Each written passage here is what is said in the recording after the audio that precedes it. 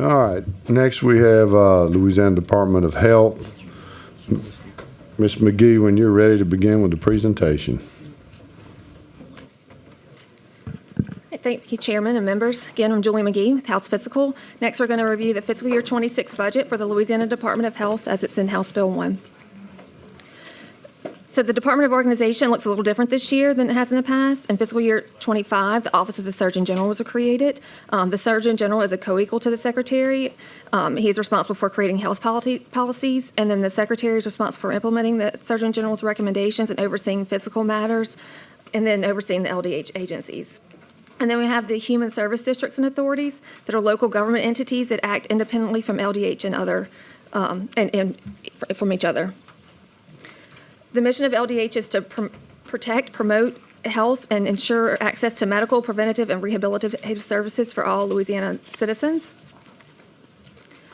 Here we have an overview of the preamble. LDH is a little bit different. It's one of the few departments that has a preamble in House Bill 1. The preamble allows them to pull cash between budget units within the department. They're able to carry over collected funds from prior year in any budget unit as long as it is used for Medicaid.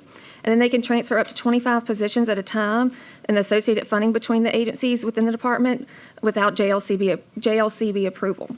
The max of 100 positions and $6 million in a year. So here we have the budget recommendation. The fiscal year 26 budget recommendation is $21.4 billion. On the left, you can see that $15.2 billion is from federal funds, $3.2 billion is state general fund, and $1.6 billion is from statutory dedications. There are 8,201 authorized positions. And on the right, you can see that Medicaid is $19 billion, this budget for Medicaid, which is 89% of the budget. Here we have the 5-year historical spending. The average annual change between fiscal year 20 and 24 is 8.2%.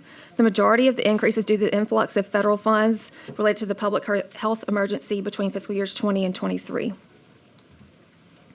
The main source of funding is federal funds, the majority being from the Medicaid program. The department also receives federal funds from Community Mental Health Service Block Grant, Substance Abuse Prevention and Treatment Block Grant for the Office of Behavioral Health, and then from the WIC program and STD and AIDS prevention programs in the Office of Public Health. The department also receives $3.2 billion in state general funds, $1.6 billion in statutory dedications, MADF being the largest, which gets $889.5 million in fiscal year 26, followed by the Hospital Stabilization Fund and the NOW Fund. The department also receives $723 million in interagency transfers and $616.2 million in self-generated revenues primarily derived from intergovernmental transfers used for the Medicaid match. Here we have the overall funding change for LDH.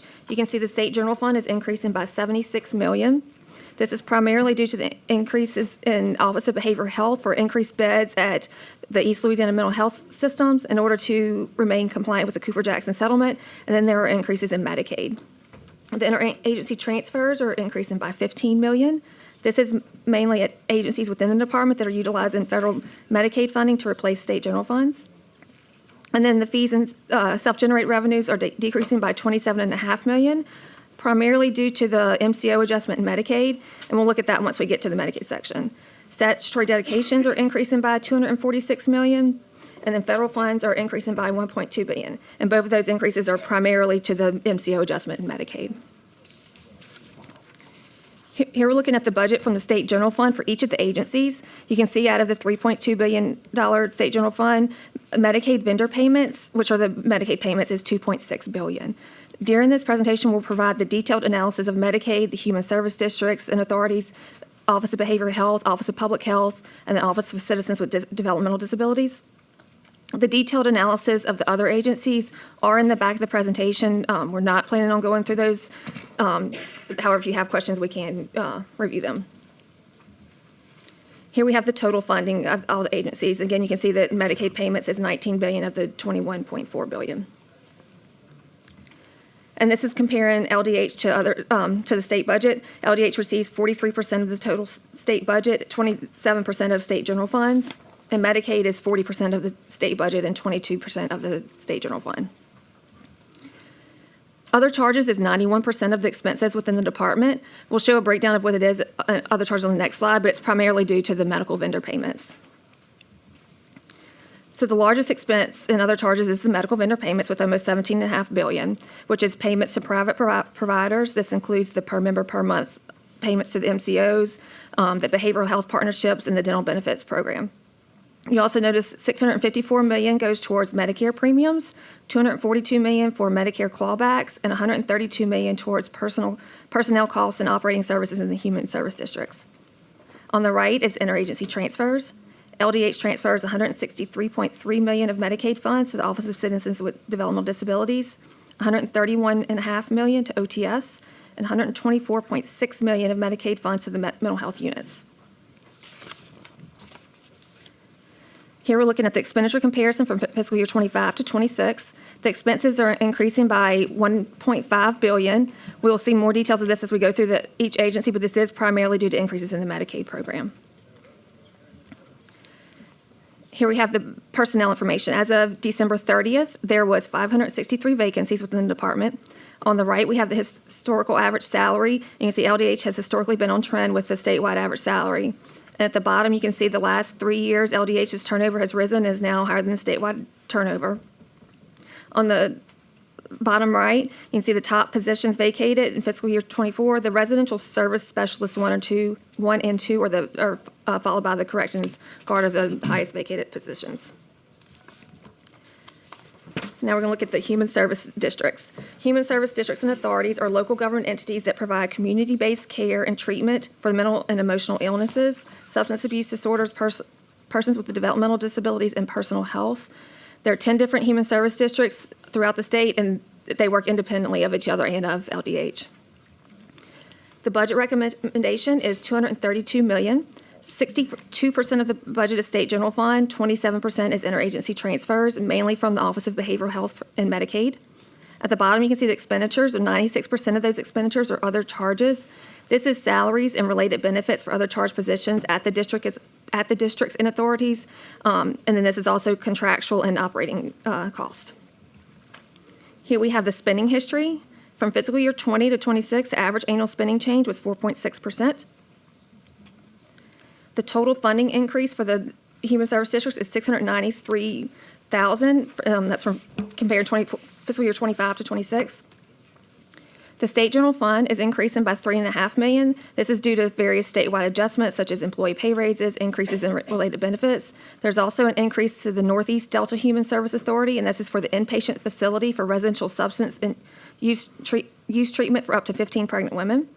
The interagency transfers are decreasing due to non-reoccurring funding from the Office of Behavioral Health for the early childhood supports and services for the Nurse Family Partnership Program. There's also a $500 increase in federal funds, and that's for a grant at the South Central Louisiana Human Service Authority from the Substance Abuse and Mental Health Services Administration.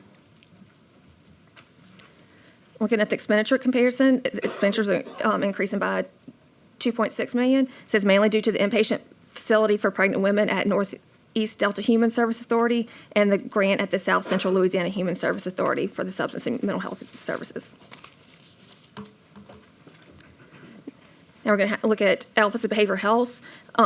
They provide behavioral health and administrative community oversight along with hospital-based treatment. The budget recommendation is $500.3 million. 44% of that is state general fund, 33% is interagency transfers, and 21% is federal funds. At the bottom, we can see the expenditure categories. 34% is other charges. The majority of the other charges are for addiction enhancements and accountability program and for the community-based supports and program compliance. Then there's 36% of expenditures for personnel services, and 17% are interagency transfers, mostly to human service districts and authorities and to other state agencies. Here's the historical spending looking back to 2020, and the average annual spending change is 8.5%. The state general fund is increasing by $57.2 million in fiscal year 26. This is primarily due to 3 60-bed facilities at the East Louisiana Mental Health Systems. This is to remain compliant with the Cooper-Jackson settlement. And I'll say about $31 million of that is an increase from Medicaid. So when we get to the Medicaid section, we'll see a decrease in state general fund of Medicaid because the money's going to come directly to the Office of Behavioral Health. There's also an increase in state general fund for various statewide adjustments, a means of finance and swap to decrease the transfers from DCFS, And then there's a $2.6 million reduction in contracted nursing services. This decrease is pursuant to the governor's executive order.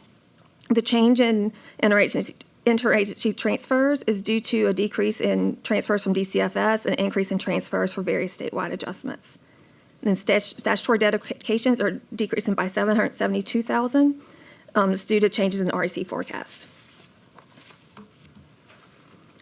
So expenditures, there's a $6.4 million increase in personnel services due to increase in salaries, related benefits, and retirement rate. This is offset by savings from vacant positions. Then there's a reduction of $4.1 million, and that's due to 41 positions that were eliminated because they were vacant for over a year. Other charges is increasing by $54.1 million, and that's due to the three 60-bed facilities at Elms for the Cooper-Jackson settlement. Next, we have the Office of Public Health.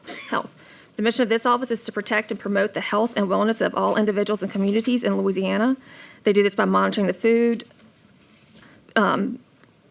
keeping water safe, fighting chronic communicable diseases, managing health analysis, disseminating information to the public.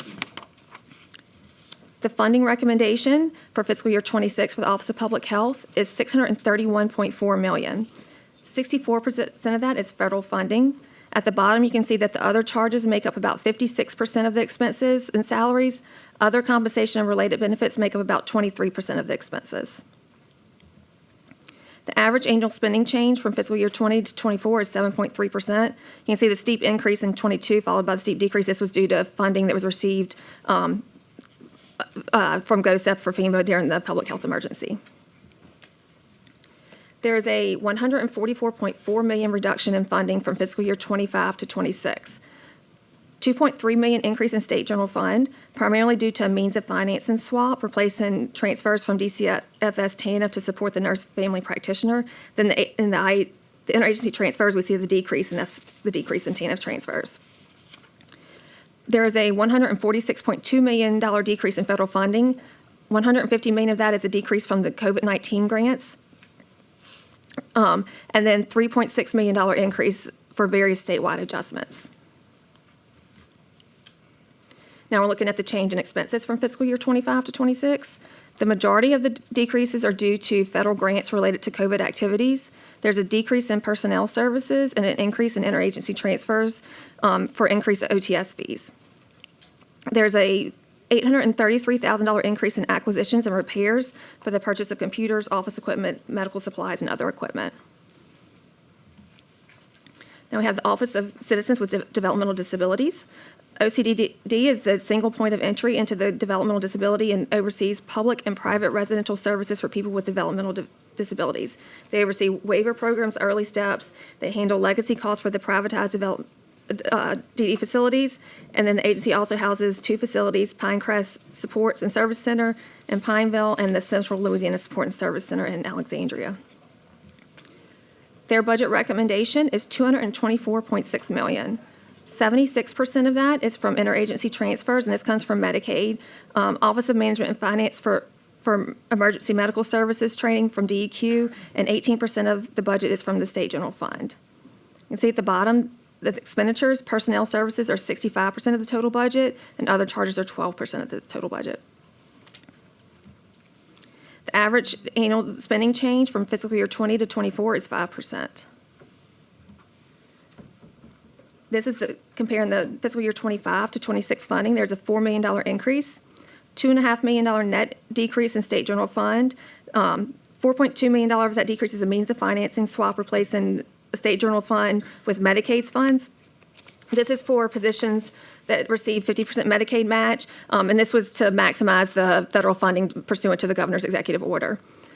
There was $1.5 million increase for the early steps claims and payments, and then a decrease for the expired contracts, which is also pursuant to the governor's executive order. There's a $5.2 million increase in interagency transfers. $4.2 million of that is for a means of financing swap from Medicaid. $2.3 million increase in ARPA funds transferred from Medicaid for the home and community-based services. $1.3 million decrease for various statewide adjustments, and $1.2 million increase for statutory dedications from the Disability Service Fund for early steps claims payments.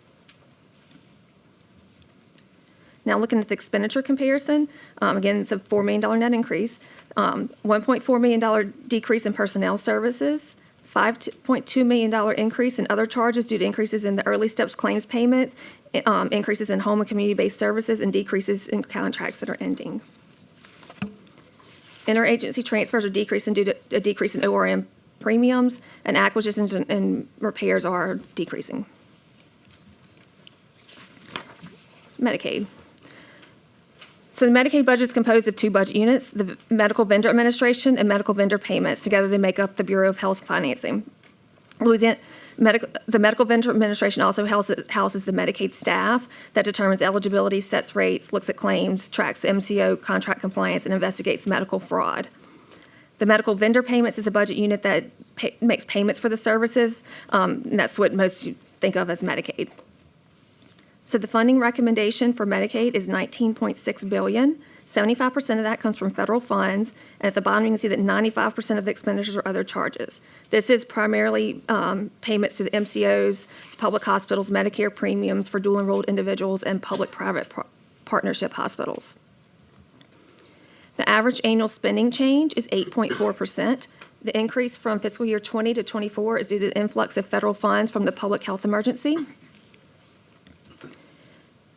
Here we have the funding recommendation for the Medical Vendor Administration.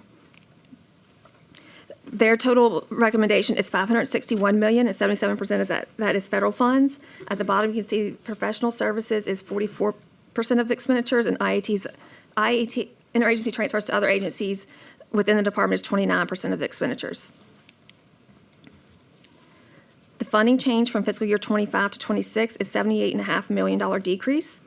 The state general fund is decreasing by $16.4 million. This is primarily due to non-recurring carry-forwards, savings and efficiencies from eliminating operating services, and decreases in the budget authority needed to pay for OTS services. Federal funds are decreasing by 62.7%. $37.7 million decrease is due to reduce the excess budget authority to align with spending. There's also a $35.2 million decrease in statewide adjustments. $22.3 million of that is for non-recurring carry-forwards, and $14 million is to reduce the budget for what is transferred to OTS to align with actual expenditures. $4.9 million in savings and efficiencies from operating services and contracts. And there is a $2.7 million increase in funding for the contract for the Supports Louisiana Crisis Response System, and $1.5 million increase grant for transforming maternal health model. The Medical Vendor Administration expenditure comparison, there's a $1.8 million net decrease in personnel services due to employee pay raises, savings from vacant positions, and a decrease in retirement rate adjustment, and an increase to the group benefits rate adjustment. $31.3 million decrease in professional services, $26.3 million from reducing excess budget authority to align with actual expenditures, $5.6 million in savings and efficiencies from eliminated contracts, and then $6.8 million decrease in other charges from removing funding carried forward into 25 and savings associated with contracts that are no longer needed. Then there's a $42 million decrease in interagency transfers, $26 million from non-recurring carry forwards, and $18 million to align with the budget authority with actual expenditures.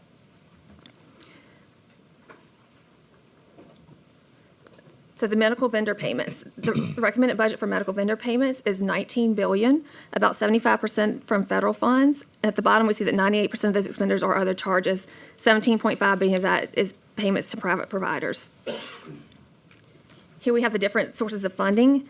Interagency transfers come from DCFS for the Behavioral Health Partnership, various state agencies for state match of the Low Income Needy Care Collaboration Agreement, OGB from premium payments collected from the CHIP program, and then LSU to match the physician's directed payments.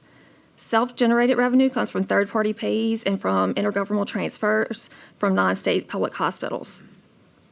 In statutory dedications, the largest one is MATA, followed by the Hospital Stabilization Fund, and then federal funds, which are Medicaid.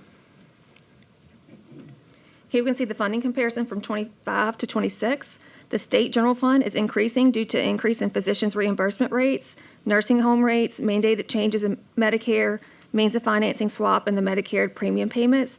These increases are offset by the MCO adjustment and reductions in the budget authority. We'll see details of that in a couple slides. And the MCO adjustment is the primary factor driving the changes in the fees and self-generated statutory dedication and the federal funds. The expenses are increasing by $1.6 billion. $1.2 billion is increasing the payments to the managed care organizations. In a couple slides, we'll break down that adjustment further. Then the interagency transfers are increasing by $2.8 million, which is due to an increase in payments to public providers because of an increase in the UCC. And that further explains this next slide. It's easier to see it on. This table summarizes the significant adjustments within the medical vendor payments. The lines highlighted in gold have a slide of their own, so we'll look at those in a minute. So these first two have their own slide. We'll look at in a minute. The third line is $110 million total decrease, $35 million decrease to state general fund, and that's to realign the budget authority and financing for hospital-directed payments. Next, there's a $105 million total increase, $32 million increase in state general fund for nursing home rebates. Have $50.9 million total increase and a $16.3 million increase in state general fund for mandated rate changes to Medicare. $31.7 million transfer in funding to the Office of Behavioral Health, and that's for the 360 bed facilities at Elms that we talked about and was an OBH budget. There's $20.3 million annualization of community choice waiver slots, and this adjustment doesn't affect the state general fund. $20.1 million total increase and a $6.5 million increase in state general fund for mandated staffing requirements for long-term care facilities. $17.6 million increase in state general fund for Medicare premium payments, and an $8.3 million increase for 1115 demonstration waiver services. This is the MCO adjustment. This is the largest adjustment that y'all will see in all these presentations. So it's broken down in several pieces. The first one, the utilization increase. This reflects the change in utilization of services covered under Healthy Louisiana. Utilization is increasing by 4.2% for non-expansion group and 6.1% for the expansion group. This results in an $856 million increase, and the state general fund is decreasing actually by $18.76 million. The next line is the hospital-directed payments. The model that was presented with this budget, that this budget is based off of, is being updated. It's not finalized by CMS yet. LDH will request to update the budget once it is finalized, and they anticipate that the additional funds would come from the hospital assessment fees, premium tax, and federal funds once they have the finalized model. The enrollment adjustments at third line. Enrollment is decreasing, so the overall net effect of that is it's decreasing, but the state general fund is increasing. The rebate adjustment, drug rebates are projected to decrease in fiscal year 26. Rebates collected offset expenses, and rebates are indirectly affected by the enrollment adjustment. Since enrollment is going down, then there will be less rebates collected.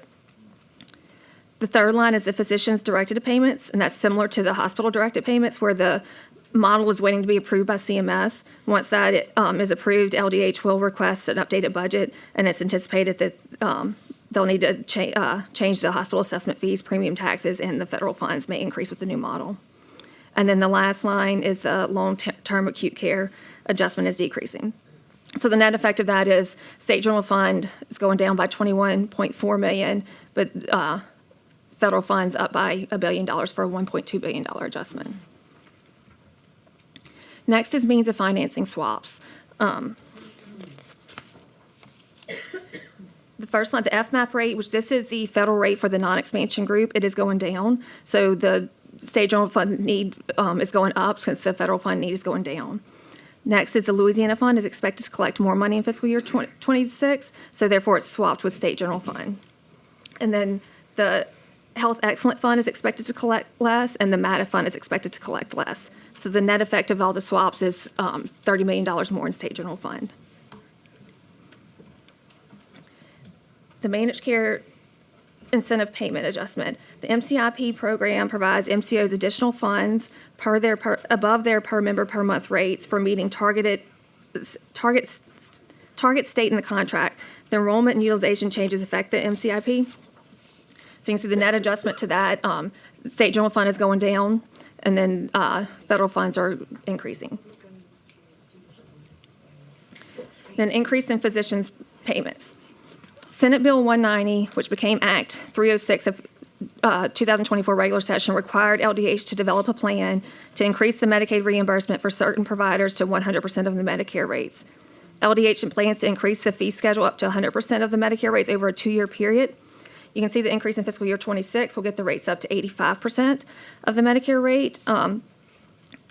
Is $258.4 million. $22 million of that is state general fund, $35 million in statutory dedications, and $200 million in federal funds. LDH is going to request to increase the rates in fiscal year 27 up to 100%. The increase you see here in the fiscal year 27 is actually the difference between the current rates now and 25. So the difference between the 26 and 27 rates was actually $260 million.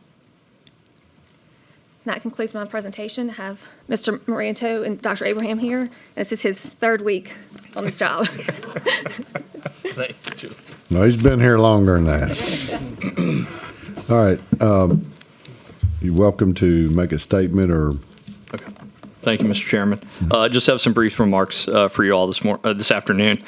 Drew Moranto, Interim Secretary, Louisiana Department of Health. Chairman McFarland and members, it really is an honor to join you today. I'm entering my 3rd week, as Julie pointed out, as the Interim Secretary, but obviously served in other roles prior. I just go where they tell me. I've had the opportunity to work with many of you before, and I want to assure you we're all committed to a collaborative working relationship, and we're dedicated to providing the resources you need to make informed decisions that align with your goals. As you know, the division and the governor requested a relatively flat budget and prioritized only funding mandatory type increases. Largely, our increases this year on the state general fund side are due to the rebasing of the nursing homes, the Part D clawback for Medicare to the federal government, and $16.3 million for the Part A B premiums we have for our dual eligibles. And we have roughly 153,000 Louisianans that are in that program. These are essentially for us to run the program and remain compliant. Our FY26 budget reflects roughly an 8% increase. 71% of the LDH budget is, as you know, federal. But let me underscore, I always think it's important to respect the fact that a tax dollar is a tax dollar, regardless of the source. I've personally heard from many of you that you want more accountability and transparency, and that healthcare is a priority in our state. We need to raise our expectations and expect excellence. I can tell you that managed care can't solve every problem. However, it is my goal to look deeper into how we get a return on our investment. Let's put a renewed focus on building relationships with our Medicaid members and strengthening our bond with those that take care of them. I will do my best to usher in an era that seeks to work on true program design with outcomes at the forefront and not activity. I take our mission very seriously. Patients and providers are depending on us every day to work through this complex system on their behalf. But it's also clear to me that we must innovate and modernize our approach. The department can't do this work alone. Partnerships with our legislature, federal delegation, providers, hospitals, MCOs, other critical stakeholders that are here today, that is key. But I also want to look forward. The department is slated to award this month, with permission from the Joint Legislative Committee on the Budget, approximately $7 million in grants for healthcare workforce investment through the HERO Fund. That's something really we should all be proud of. A net new 540 credentials to help our most critical points where people are focusing on patient care. CMS has also recently awarded the department with the Transforming Maternal Health Model Grant. This initiative aims to improve maternal and infant health outcomes, reduce disparities, and increase access to high-quality, coordinated care. We're also going to continue along our path to pursue a healthier Louisiana through the State Health Improvement Plan. These are all things we can be excited for. Lastly, the team I'm honored to lead at LDH has weathered many trials. This is my 15th month today in state government. I'd like to sincerely thank them for their commitment to our state and our citizens. The governor has consistently prioritized a one-team approach to what's next in Louisiana. I look forward to working with you to move us all forward. Happy to answer any questions. Dr. Abraham, anything you'd like to add? Not really, just a thanks to you guys. I've been on your side before too, so you have my empathy, but you also have my respect. I know the job is hard; it's thankless most of the time. So, hey, how you doing, my good friend, Mr. Brand? Just thanks for what you guys do. I know it's hard work. I've been there. Thank you. Okay, Representative Butler. Are we in the afternoon? 9 minutes out. Yes, we are. Good afternoon, Drew. Good afternoon. First of all, I want to thank you because every time I've called and we've met and we've been meeting for quite a while, probably up until the point you got this new position for sure. I have a few questions, and first I want to discuss with you guys, and you know this, but I need to go on record letting our committees know what position we're in with direct care workers when it comes to our most vulnerable, which is our community-based, our in-care facilities. We are down about 30 to 35% across the state, nationwide, close to 40%. So we basically have, outside of Louisiana, I've talked to many people that oversee the same departments you do, and they talk about we're basically close to a collapse when it comes to that. And COVID was, it's kind of how it started. It's always about pay. It is always about that. We have a floor, I think, of $9.20 an hour. And but I do want to thank you guys because I know that we've put money in the budget that's been revolving. So let's talk about the funding. And HB1 and 24, we put in $28 million. It's reoccurring, I think, from the year before to go toward direct care support workers. Plus, we added another $15 million, which was $5 million in the general funds and $10.6 million in federal. Have we allocated that funding out? I know the waiver program side of it received theirs. Has the in-care or community-based received theirs? Sure, I can kind of walk through that for you. And if you have more specifics, I'm sure Julie would join us, who's also been a true partner of yours. If we kind of walk through the 25, if you don't mind, which was, I think, a total of $43 million. So the 28 plus some additional investment y'all made. It was a $15 million, 15.6, yeah. We implemented the inflationary increase of 1.3% for this year, and we estimate that to net out $6.8 million of that. On the complex care side, which was a 20% adjustment, we plan to spend $7 million. So that's 13.8 that's going out. As you know, we also continued the $12 add-on for those increased costs, and so that's 13.3.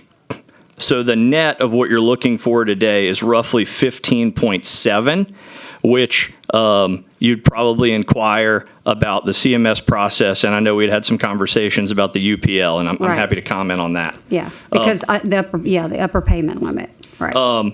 I don't know if it was coincidence, and I know things are never fast enough, but I physically signed the state plan amendment that went to CMS, and so that is pending approval. I was fixing to get on that, right? I was, my 50 emails you got, so that was my thing. So you got that. It was approved? It has not been approved yet, but it's pending CMS approval. And so I anticipate we'll get approval, but that will help us allocate the lump sum for the remainder of the almost $16 million. Right. And what I want everybody to know, that's maybe like a $2,000 bonus per direct care worker, basically. It's not a raise in their income, and it's our most vulnerable. And I don't even like to talk about this part of it, but when we don't pay enough and we can't get people to come to work, then we start having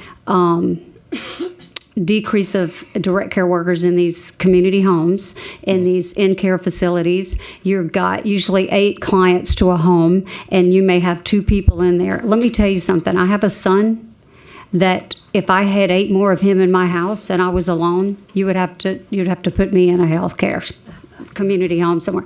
They constantly moving, constantly changing. The care is relentless. And I have so much respect for the people that go into those places and take care of our children and our adults of special needs and vulnerable of this state. And we just really got to work toward getting better care because we had an audit that came back of 5,000 cases of abuse and neglect.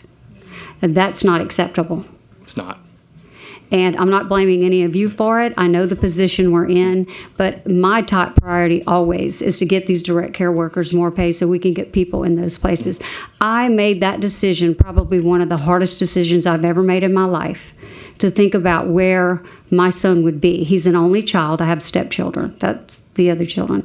They live in other states, and there's no one left to take care of my son if something happens to me today. These facilities, I am a voice of reason for all. If it's the waiver, if it's a community base, if it's in care, whatever that care is for that client, I'm a voice for reason for all of it. But without that, I wouldn't have anyone to care for my child. He's nonverbal, he's profound, and he has to have care for the rest of his life. I know not many people want to discuss that or think about it, but there's many times in my life I would want my son to go before me. I would not want to leave him in the state that we have in this care for these children and these clients. So I'm hoping that we can continue to fight for this, whatever it takes. I'm on board, and let me know. And please keep me updated on all of that. Absolutely, happy to do so. If I could just say real quickly, Representative Butler, I'm often reminded of the example you give where a worker can't get to work. How do you buy a car for $9 an hour? You can't. And I think with your leadership, we're going to build back that pipeline of direct care worker. I think you would tell me most of them are a little older, right? So no one's coming Right. behind them. Right. So I'm committed to working with you for as long as I'm here. That's another thing we don't talk about, long-term care. We have nursing homes, but they don't accept these clients. So we don't have long-term care. That's another issue we're going to deal with in this generation for sure. And I'm sure I'll be a part of that one too, whether I'm here or not. I'll be sitting in that audience. Thank you for your work, and I appreciate it. And you're right. We have people that are getting creative too in these facilities, and they're putting vans out there and picking people up to come to work because they can afford a vehicle. So we need to keep that in the back of our mind. I have one more question. The managed care incentive payments, what decision has come back with that? Are we cutting? Yeah. No, so you're referring to the MSIP program that the department's been administering for the last almost 6 years. Right. I'm happy to dive into it. So this is obviously a program that we inherited, and it's clear that we cannot be asleep at the wheel on how this moves forward. Right. I have asked my team to dig in so we can preserve the funding, but it needs to go to the right places. We cannot keep expecting to shell out money for no results. That is something I've been very consistent on, whether I was chief of staff, undersecretary, or now the interim secretary. I've talked to many legislative leaders about limiting those administrative costs that were pretty glaring in the report, to be frank with you. And also paying for true incentive measures and not activity. So is my goal to reform that program. It runs on a calendar year. Get through this kind of transition year, get to 26, and have something that works not only for you, but those that are taking care of these patients. Thank you. I appreciate it. Thank you for all y'all do. All right, Representative Baralt. Thank you, Mr. Chairman. Welcome, gentlemen. There's nothing like a $21 billion budget hearing 3 weeks in, so Sure. I appreciate you, and I will add that you have, at least in my mind, first-year grace. So thank you for being here and for all of you and all your hard work. You've all been very kind. So let's start out. So many questions. I'm going to ask a few, and then I'll probably pass it, and I may have some more later. First question, utilization. The numbers that you're using for increase in anticipated utilization, is that just kind of what we anticipate every year? Is there a trend that you're seeing? It's kind of a big jump in utilization. Sure. I would tell you our actuarial firm, Milliman, is informing some of those assumptions, number one. And they are different based on the traditional group and the expansion group. We are seeing an uptick in services. And I actually just had a conversation with Representative Amade. We're seeing a higher adoption of behavioral health services. I think that's from a renewed focus, not only from the administration, but trying to put our best foot forward and make sure that there is access. Because coverage isn't necessarily access, right? We've had that discussion before. Agreed. OBs alone. I'm short in 24 parishes, and that's something I take very seriously. But that utilization piece and the acuity, like the members that are still on the rolls, because I know that's a question for everyone. The rolls are down, but the cost is going up. They are becoming more acute, more ill. They're using more services, and so those assumptions are they're going to be more expensive. I think you answered the question in getting people access. Okay, back to the MSIP. Sure. Over my last year trying to kind of wrap my brain around this, there's two big priorities that I really want to focus on as long as I'm here. Number one is decreasing the amount of admin, and you talked about that a little bit. And then also getting money to where it needs to be, to the people who are actually on the front lines providing it, and then also accountability. Across all the programs that I've seen, MSEP to me seems to be, at least the money that gets to the frontline providers, one of the very few shining stars on how we have accountability. So I'm a fan of the program once you wrap your arms around how do we get the money to the front line and where it goes. I have some questions about what they can use the money for on the front line and how does that work. I know that they have all the different targets and goals. So I know one of the examples that I saw was the ED navigators. So the goal is to decrease ED utilization. And so the hospital's paid using these funds to hire navigators. Is that how that works? Yeah, there's typically administrative cost is probably not the right word considering what we're speaking about, but there are obviously some built-in costs if we're going to have them measure. And if I could just say briefly, all the measures are on a rolling 5-year period, as it's been explained to me. And so you have to have a base to then measure, especially if it's a new measure, right? And you don't have any trending data on it. I think that's part of what you're getting at too. But if we start a new measure and the hospital needs to make an investment, that's obviously their decision. So, back to that. So Sure. One of the things that I would expect from the admin as a percentage of the total dollar spent is that it costs a lot of money to set it up, to create what our criteria are going to be, how we're going to measure it, how we're going to report it, all those things. And that percent should go down over time. And when I was looking at the trend, and I know, again, not your program, sure. first year grace, it looked like it was going the wrong way. The admin piece was getting to be more specifically on one of the programs over the other, but it was getting to be more and more every year. So That's my observation as well. yeah, okay. Just noting that. Okay, so my next question is, could the hospitals and frontline providers who are working on these target metrics use this money for other things? So for example, and I'm going to get into this in just a minute, but I'm going to use doulas as an example. So we've had conversations about how they are so beneficial, and I believe that's true, but is that something that could be paid for? Could a hospital, for example, hire a doula and that be paid for with this money if it can be demonstrated that person I see where is you're going. Yeah. I mean, I don't know specifically business model wise. Obviously, if you're hiring more folks and taking care of more patients, and you're achieving these milestones, right? And I kind of think about like the new era of like stretch goals, right? If we can get the ED utilization to here, to here, to here.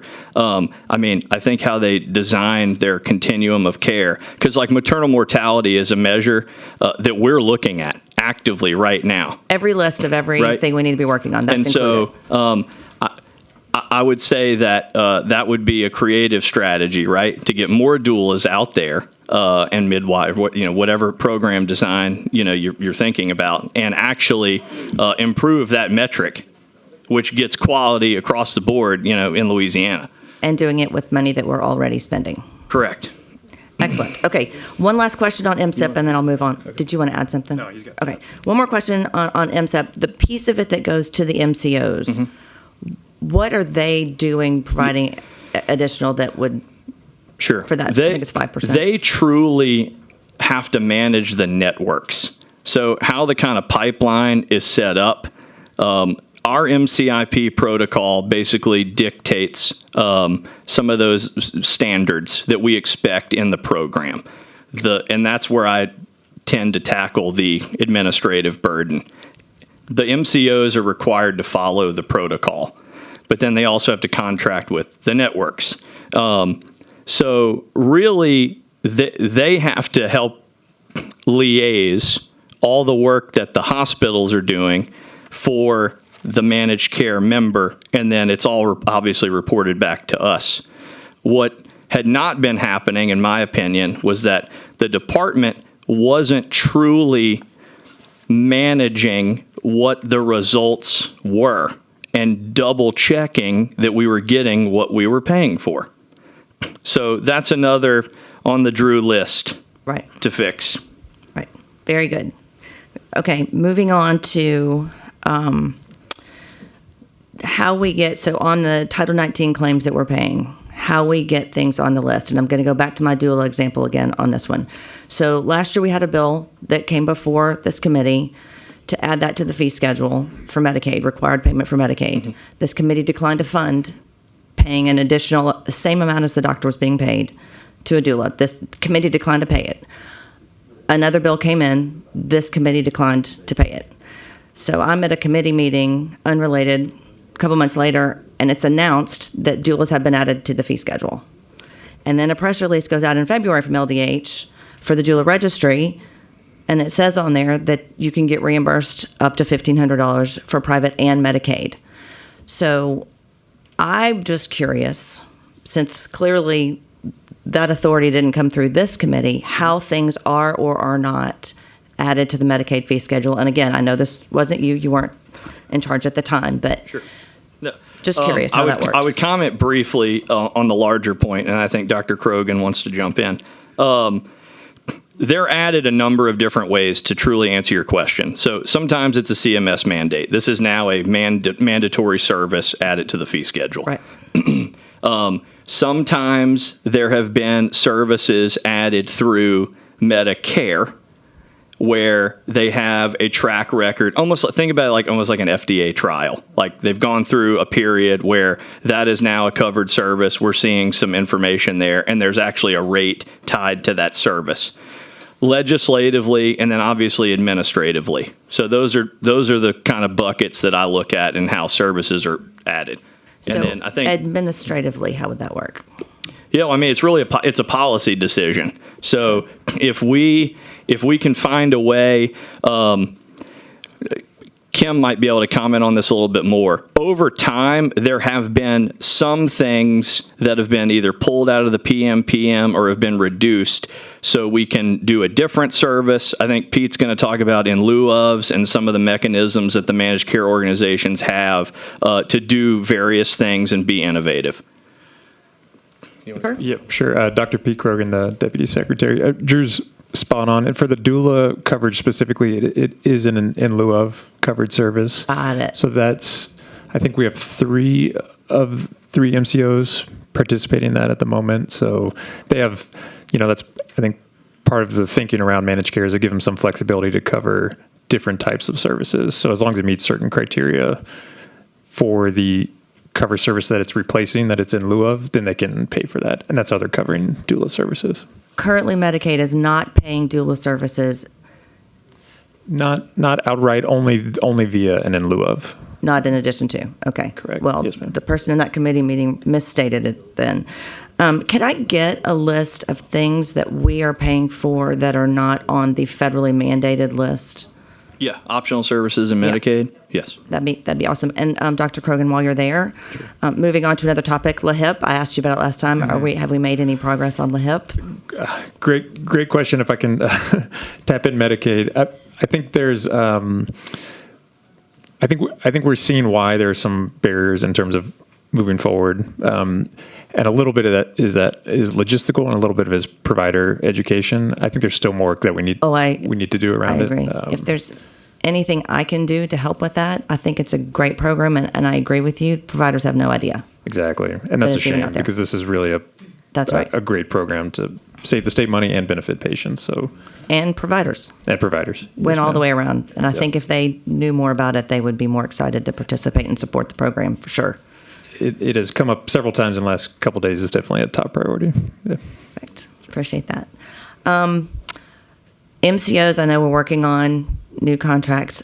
Specifically on the PBM piece of all of that, I've been hearing some complaints from them that it's costing us a lot of money to have the centralized PBM. If you wanted to say anything about that. Sure. No, I appreciate it. Yeah, you're referencing the single PBM that was put in place, went live October 28th, 24. Yes, we've definitely noticed an uptick in pharmacy spend. I've got a decent list of things that we have tried to do since we've got here to curb some of that cost. And yes, the MCOs have approached us several times, and we've tried to work through a few different solutions. Changing the preferred drug list was definitely a start. Going to generic preferred has driven the cost down some. I mean, clearly, though, these specialty drugs and the higher utilization of which is definitely a driver. I know a lot of folks in the legislature are curious about GLP-1s and where those are indicated or not, because that is a covered medication in some instances, mainly for diabetes and heart disease. But we've put in some prior auth language, really just to try to manage the overall program. So are we currently paying those without prior authorization? No. Oh, okay.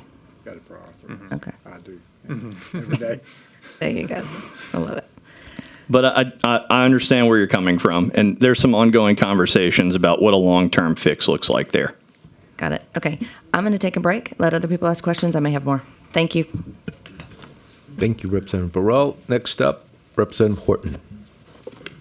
You say me? Yes. Thank you, Mr. Acting Chair. Thank you so much for being here, Dr. Abraham. Always so responsive and just you're leaving such a legacy everywhere you go with you very service. much. Thank you, and thank you, Drew, and your entire staff are so responsive to any time I have a question. Get right back with me. I want to thank you. Thank you all for that. I was going to inquire about the TEPRA program and see how is that working.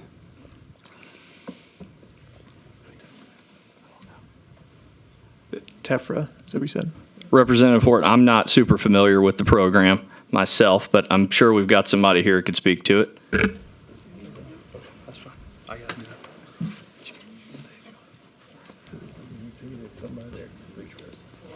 I hope so.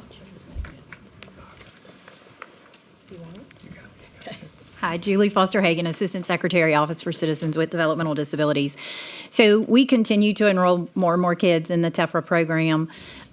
We still have, the sort of the three pathways for people to be able to become eligible through intermediate care, nursing home, or hospital level of care. We do continue, OCDD works jointly with Medicaid on this project. We do continue to look for ways. We still hear some folks takes a little bit of time to be able to get from the point that they apply to the point that they begin receiving services. So we are looking at some efficiencies there. Okay. And some things that we can do to help make sure that we're doing that as quickly as possible, but then following all the federal regulations that we have to. So we have over 3,000 children enrolled now in our TEFRA Oh, program. that's great. And for people who don't know what it is, it's a Tax Equity and Fiscal Responsibility Act that was passed under Ronald Reagan in 1982, where someone's income isn't counted against them when they have a severely disabled child and they want to keep them at home and while they continue to work. And it's I know it's a game changer for a lot of families. So I thank you. I know it's fairly new, so thank you for all your work. I just wanted to check in and see how it was going.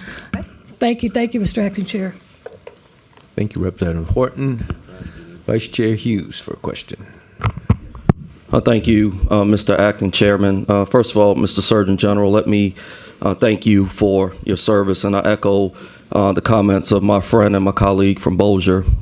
You've been just such a kind person. Thank you. Mr. Interim Secretary, let me thank you for answering the call to serve. And earlier you used the term grace, so I'm going to approach my comments with grace. But let me set the table here respectfully. I talk a lot about kindness, and I try to be kind, and I try to treat everybody with respect. And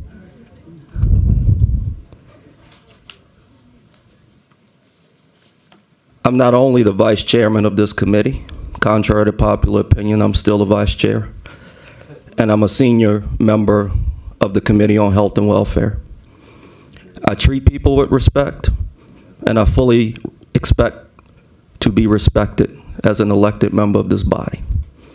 And with that said, you and I will meet within the next 7 days. Is that accurate? Yes, sir. Thank you.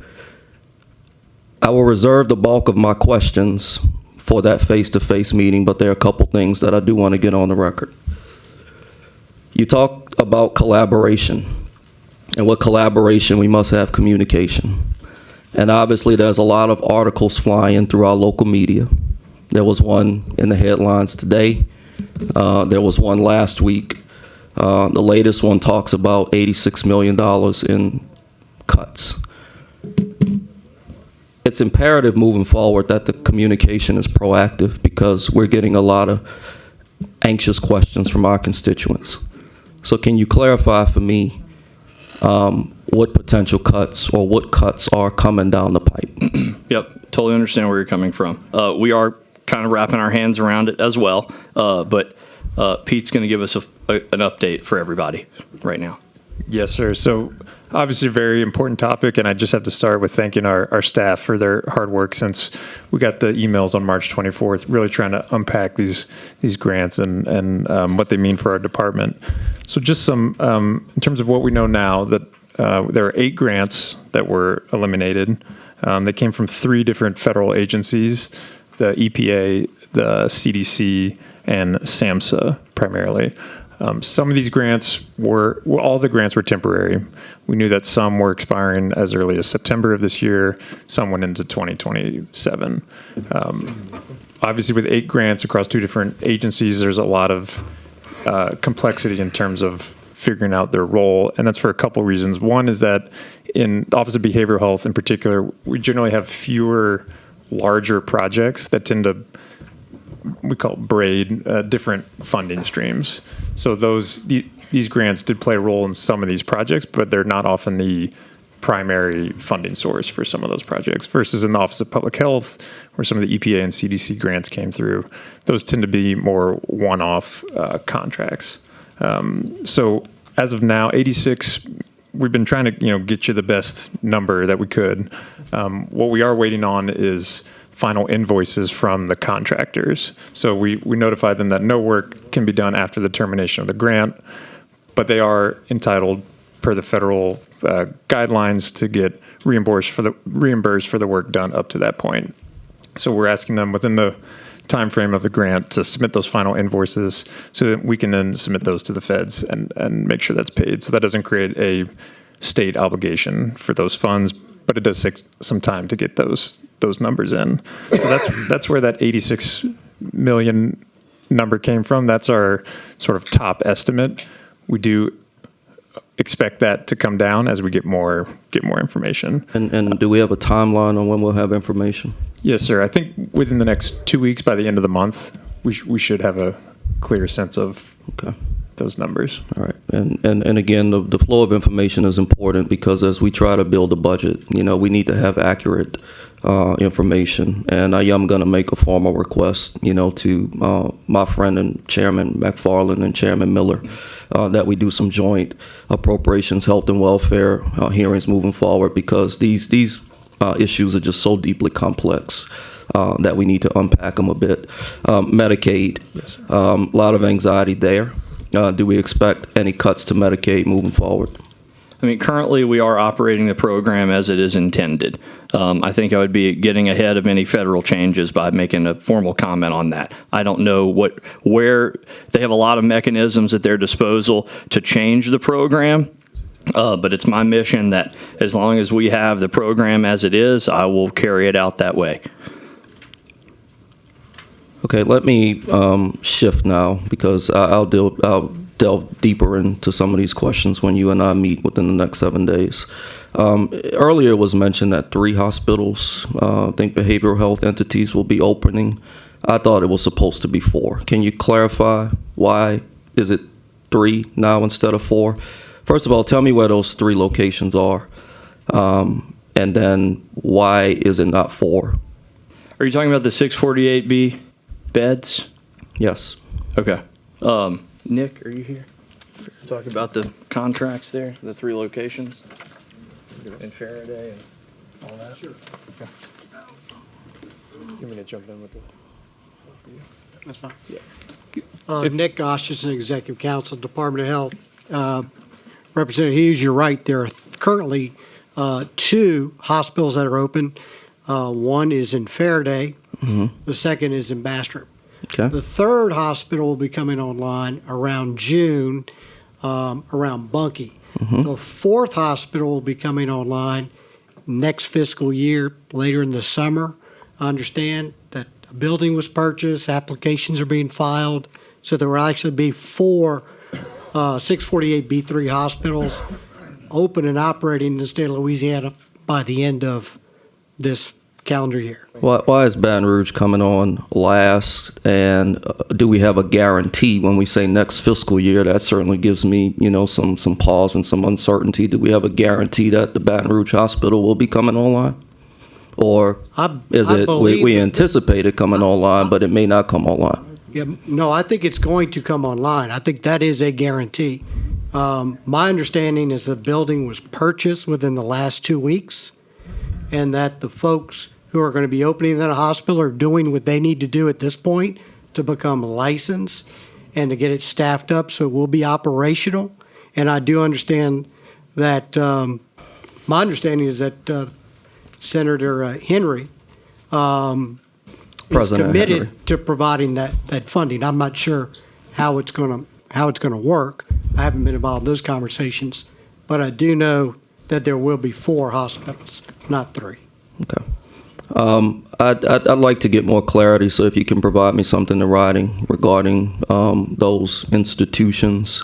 I think they arised out of a settlement, did they not? Cooper, They did. et al. So versus Jackson. It's the commonly referred to as the Cooper-Jackson lawsuit. It's been around for a long time. The state settled. Correct. And then during COVID, things got backed up. And here we are today when we walked into the department about 15 months ago to try to come up with a solution. And this was the solution, is to find folks who are willing to take the risk to open the hospitals, to take the population and decompress the system. And it's worked really well. But we will have 4 of these, again, open by the end of this calendar year. All right. Well, I'm going to ask it again if you can send me something in writing within the next week outlining the plan of action for those 4 institutions, because I want to make sure that they stay on track. And with that, because I'm known in this institution for my temperament and I'm deeply frustrated in this moment and I don't want to get out of character, I'm going to yield the floor, but I look forward to further communication. Thank you, Representative. Thank you. Representative Amadei. Thank you, Mr. Chair. Thank you, gentlemen. I have a few questions that I hope are pretty simple. Let me start with the increase in behavioral health. It appears that 54.1 million increase is due to the facilities that we're talking about because of a lawsuit, a settlement. But for behavioral health overall, is there a separate increase? Are we improving behavioral health in the state overall besides just dealing with this lawsuit? Yes, ma'am. I think that lawsuit is one important piece, but it's obviously a much broader struggle and issue. There's a couple requests in here that I would highlight that I think are pillars of our behavioral health response. One is our bridge model, and one is our 1115 reentry waiver. Around this time last year, we mentioned that this is something the state was interested in pursuing, where we can actually cover folks before they're released from jails and prisons, treat their mental health, treat their addiction, give them medications in hand when we know they're eligible for Medicaid, so they leave jails and prisons to reduce drug-related crime and overdose rates. And so that waiver's with CMS at this point, pending approval. We're working on implementation of that waiver. That's in our request. And then there's also a request for the Bridge program, which is really a Lake Charles success story. It was the only part of the state that decreased overdose rates when other parts of the state was increasing. And it was a really innovative partnership between the hospitals and outpatient clinics where ED docs would basically start someone on the medication for their opioid use disorder, and there'd be navigators there and then give them warm pass-offs to clinics in the community. So that's something we think we can scale statewide. That obviously involves, a full team effort and participation from our partners. But I think those are big pillars of a hard nut to crack. Okay. Well, I appreciate the focus on, well, with what we're discussing, the great focus is on the incarcerated or the recently incarcerated or those we're trying to prevent from becoming the incarcerated. But behavioral health more broadly with the rest of the population, everything from teen suicide rates to, I don't know, the elderly with depression. Is there an increase in spending on any programs or making access more achievable broadly? You know, I think we've sort of built this budget with the directive of minimal new projects, and so I think we really had to be judicious about the ones we put. Those that I mentioned, I feel like are the highest yield, but I think that's something we'd be happy to talk about further. There's no large additional, funding requests for behavioral health specifically in here outside of what's mandated and the two that I mentioned. Well, definitely needed. So it sounds like right now the focus is on just being sure that what we have in place, we keep what's working and we fix what's broken. That's what I'm hearing across the board, even beyond behavioral health. And I think trying to do better with the resources we have. One of the first changes we made when we came in was allowing provisionally licensed social workers to actually bill Medicaid, and that expand. We know what workforce is a challenge across the behavioral health spectrum, but we had social workers that had to get their supervisor to come in and do the same visit when we have trainees doing visits across the medical spectrum. So it didn't make a ton of sense. It also got people in clinics and communities where we need them, and just tons of stories of social workers that say, I wasn't going to serve a safety net population, but I had this rotation at a clinic and I loved it, and they do that their whole life. So we have 63, I think, new social workers in the workforce just with basically a regulatory change that we could do. So that's a step, but we need more. Very good. I was approached this past weekend by a citizen who was asking about insurance coverage. It seems that if she wanted to see a holistic health practitioner or a naturopathic doctor, in order to get blood work that's covered by her insurance, she had to also go to a standard physician who would order the blood work, receive the results, and then share it. And so I know that's an insurance question, but I just wanted to ask, is the same thing happening for Medicare and Medicaid recipients? Are they also limited in having care provided by not the standard medical practitioners? Yeah, I'm being totally honest with you. I'm not sure that there's like a step, approach there. I'd be happy to find that out though and make sure if there's a barrier there, that's something we can figure out. Because someone asked, it made me curious, and I'd like to pursue that. So please keep in touch with me about that. And then my last question is also general. My specific dollar amount questions were answered previously, but I heard mention of the State Health Improvement Plan. Mm-hmm. I want a copy of that. Where can I get a copy of that? Is that publicly accessible online somewhere? Yes, it is. Okay. Yep. Can you direct me to where to find that? The ship? I think it's louisianaship.com, but I'll make sure you guys get a copy. It's publicly accessible with our metrics and how we're measuring it. Okay, so where would the public go to see it? Is it on the Department of Health's website? LAdepartment.ship.com. Yeah. .ship.com. Okay, thank you. That's all, Mr. Chair. Representative Mack. Yeah, thank you, Mr. Chair. Drew, I just got to say, man, it's been a pleasure to work with you. I haven't known you, but just for a short period of time, but I mean, it's been fabulous. And let me say this about your staff with LDH, every time I get a complaint, I start to ask questions and investigate, and there's just good outcomes, and it's due to the good-hearted people that work for LDH. And I just want to say I'm really proud of that group. It's just a blessing to be able to work with y'all. I barely know enough about this to be able to ask some of these questions, but just help me out if you can. Sure. I did want to say that these questions are directed to the budget, but that I heard yesterday that there was a list of acronyms that would help uneducated people like me, you know, when it comes to the LDH processes? I probably still You need know, it myself. Do you like have the that Army. available that you could send that to me? That would be do. fantastic. We do. We can send that to you, sir. And the feeling's mutual. We've enjoyed working with you as well. Yeah. Okay, so just jumping right in, let's talk about FY25 compared to FY26, you know, comparing those two budgets. Are there any cost, well, has there been any planned budget decreases when we're talking about state general fund or federal funds even, you know, when it comes to the services, you know, provided to those with intellectual and developmental disabilities, you know, the service providers, has there been any cuts that you're aware of in our budget to that? Yeah, I would. Well, I would say the $28 million that Representative Butler referenced earlier is in the base. I think there were some additional monies that were funded by the body that are probably non-recurred. It's not specific to IDD. Sorry. Say that again. I'm just gonna have Julie walk you through it because I think, for me, just looking at it holistically.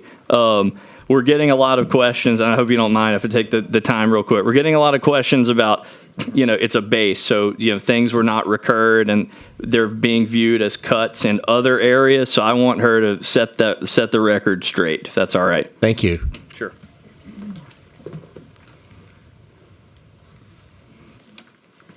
It might be simple. Julie Foster Hagan, Assistant Secretary, Office for Citizens with Developmental Disabilities. In terms of our home and community-based waiver services, in terms of our early step services, and in terms of our ICF, IID services, there are no reductions in the budget. It stands still, so there is no reductions in any of those programs. Okay, appreciate you, Miss Julia. Really, thank you for answering that question. So I just okay, jumping into MCOs, right? And so an RFP, when it comes to the MCOs that we work with in our state, is there like a contract renewal coming up soon? Yeah, the current contracts end at the end of the calendar year. Okay. For all 6 MCOs. Okay. And is that contract on hold or that RFP on hold? Short answer was yes. The prior secretary had explored doing a re-procurement. Basically, what I'm telling you today is I'm trying to look at where we need to go forward from here. I know there's a lot of questions about that, and it's obviously the single largest state contracts that we have. But I am trying to kind of stabilize and, you know, make a decision in consultation with you all and the administration about where we go forward. Thank you. I know Sure. you've been in this role for just 3 weeks now, and anyway, it's a big role. So, thank you for your service, and thank you for looking into that. I was going to ask why, but I guess I need to give you more time. And I'm happy to get with you on that more specifically. Yeah. Honestly. Yeah. But yeah, we're trying to figure out. Obviously, there's a timing component. Nothing seems to go as fast as we'd all like it, and so there's a lot of variables there. Okay. If you need more time to answer this one, not a problem. We can get back together later. But Okay. So how many MCOs do we currently work with today? We work with 6. 6. Okay. Did we always work with 6? Did that change in the last couple of years, 2 or 3 years? Yes, it has changed over time, largely due to issues in the contracting phase last time and some protests. And I believe the last MCO went live 1/1 of 23. Okay. Of the 6. Maybe you need more time, but I mean, do you feel like that was a good decision? And let me tell you why I'm asking. You know, it just seems like to me, you know, when it comes to policies and just processes, that when you're working with 6 MCOs compared to maybe, I think the federal government requires 2. I think it's probably better to do maybe 3 in case one drops out or something. It just seems like to me it would make the whole process more simpler. Maybe even require less less folks involved in that process, to handle all of that, if you had less MCOs. I was just trying to get to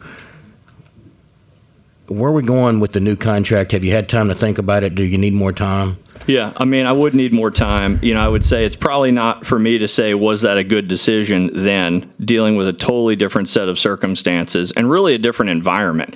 You're coming, post-COVID and a lot of changes in the program anyway, just with folks coming on, coming off, things like that. Look, I think you're going in the same vein that I think about it in is it administratively simpler for the state to engage with less? And that is definitely something I'm exploring. And when it comes to cost to the state of Louisiana, have we did any type of analysis to compare, 6 MCOs versus 3 MCOs, and we've not done a formal analysis, but I would give you one thought, because this is brought to me often.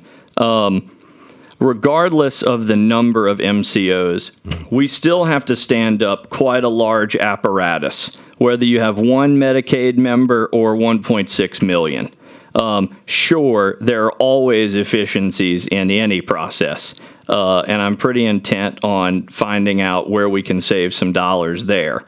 But I think, overall, there might be some net savings, but what I would tell you too, Representative Mack, that I'm looking at is the department, over time, this is something I will comment on. I feel like they put a lot of restrictions, but maybe they were in the wrong place. We need them to manage the care. Yes, they do assume risk, and I expect them to. But they need to also manage the population that they are entrusted with. And so I just think that all kind of should inform where we go next. Thank you. I wanted to just say that it's, Rep brought up the PBM contract. Mm-hmm. It was awesome to hear that y'all were aware of the increase in costs and y'all were tracking that, and y'all were working to try to, develop a future game plan to reduce it or change it in some capacity. So that was just really, really good to hear that. I got last question. This one's really difficult, and I'm sure you're going to need more time for this one. Do we have a strategic plan that we're trying to implement in the future to improve the quality of service for the citizens of Louisiana and maintain or reduce the budget when it comes to state general funds for state of Louisiana? I know that's really, really tough, but it just seems like, you hear over and over and over, whether it's private industry or whether, private insurance or, Medicare, Medicaid, costs to the state, that insurance costs just in general is just increasing, and it's just like, where will we be in 10 years? So I'm just asking you, if to think about that, I don't know if we could put something together. I don't know, work together, Yeah, we'd be happy to do that. We have some guideposts, I would tell you. Okay. And I would also tell you, I think healthcare for the next 10 years may look a little different overall. I think probably federal and state. And so I certainly approach it as what's the next frontier, there. So it is squarely on my dashboard. If I'd be happy to work with you on a strategic plan.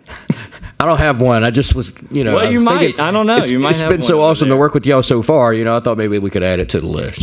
So thank you for your service and thank you for answering all my questions. Appreciate you. Thank you. Representative Marcel.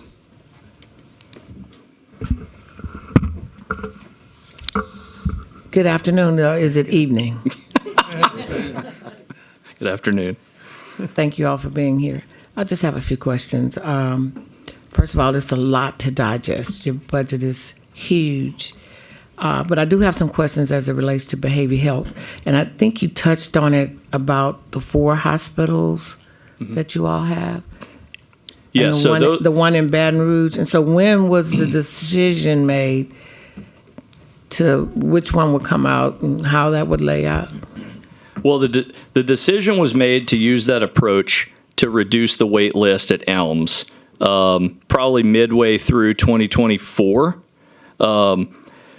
We thought it was a strategic move to bring those online to reduce the wait list, make sure that there were beds available at Elms where they're really needed. Oh, I get that. I'm talking about the way they came out since Baton Rouge is last.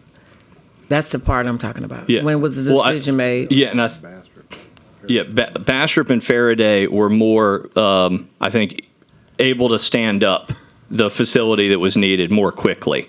Okay, so Baton Rouge wasn't able to stand up a facility until next year? Is that what you're saying? I don't know the exact timing of when they would be ready, but I think that's pretty much on the money, Representative Marcel. I think Okay. you have the information. Okay, and I'd like to get additional information about the hospital offline. Okay. That's going to be in Baton Rouge and what that looks like. So I want to have some continued conversations around that. You mentioned 8 grants that's going to be affected. I think I may have heard. I've been in and out. So is it 8 grants that you're saying is going to be affected by what Congress is doing? Or? Yes, ma'am. Is that right? Eight grants were terminated on March 24th. Okay. And I can list those if. Yeah, I want to know what they are. So there's 4 through SAMHSA. They're sort of mere grants. So SAMHSA, stop. Kind of explain for the people. Sorry, I'm an alphabet soup. Yeah. The Substance Abuse and Mental Health Services Agency, basically the federal agency. Because when we use those acronyms, the Yes, general ma'am. public that's watching, and maybe even some of us, don't know the acronym. So tell us what that is. Yes, So, ma'am. So substance abuse. Substance abuse and That we mental have health. a large problem with in Louisiana, right? Yes, They're ma'am. cutting that. Go ahead. So the 4 grants, one was the Community Mental Health Services Block Grant. This was through the ARPA funding. And the Community Mental Health Services Block Grant, ARPA supplemental funding. So they're sort of pairs. Similar for the Substance Abuse Prevention and Treatment Block Grant through ARPA. And then there's a Substance Abuse Prevention and Treatment Block Grant supplemental grant. So those are the 4 through the SAMHSA. So primarily, it's substance abuse and block grants for Mental health. mental health, right? And people with disabilities, right? Does it go into the disabilities? No, ma'am, not explicitly. I think No in this cut case. disability? No, ma'am. Not in. No, ma'am. I mean, 80. How much was it? 86. Up to that's Up to that's sort of the 86 max. million. That could be. Okay. So what effect is it going to have on Medicaid? And So it's not a direct. There's no direct cut to Medicaid for the important numbers that Drew was mentioning, like our FMAP or our reimbursement rate. At this point, we haven't had any indication of a reduction in those. so when you say direct, let's be real specific. The cut. There are going to be cuts to Medicaid. Is that accurate? Or y'all don't know? Not that we've Not with these heard, grants. yes. Not with the If that's grants. your get No, correct. we moving off the grants. We gone Okay. off the grants. We That's gone fine. from that. Yeah. Let's go. Okay. Medicaid. No, totally understand. I mean, I told Vice Chair Hughes, and I would echo the same. If the feds make changes, we obviously would have to implement them. But as of now, the program is running as it is currently I know intended. we know what it's doing now. Sure. What we want to know, and the people that watch CNN and MSBCN and Fox and all of that stuff, that tell us these cuts are coming. Are you all in any conversations with the speaker? He's from Louisiana. He used to sit by me one time, Mike Yes, ma'am. Johnson. Y'all in conversation with them or anyone to make sure that Louisiana doesn't take the blunt of a lot of these cuts? I haven't spoken to him myself specifically, but I've definitely engaged with the federal delegation over these last few weeks, and will continue to do so. And they are. Go ahead. I mean, they are engaging with us, and what potential changes might look like. And that's what I'm asking you.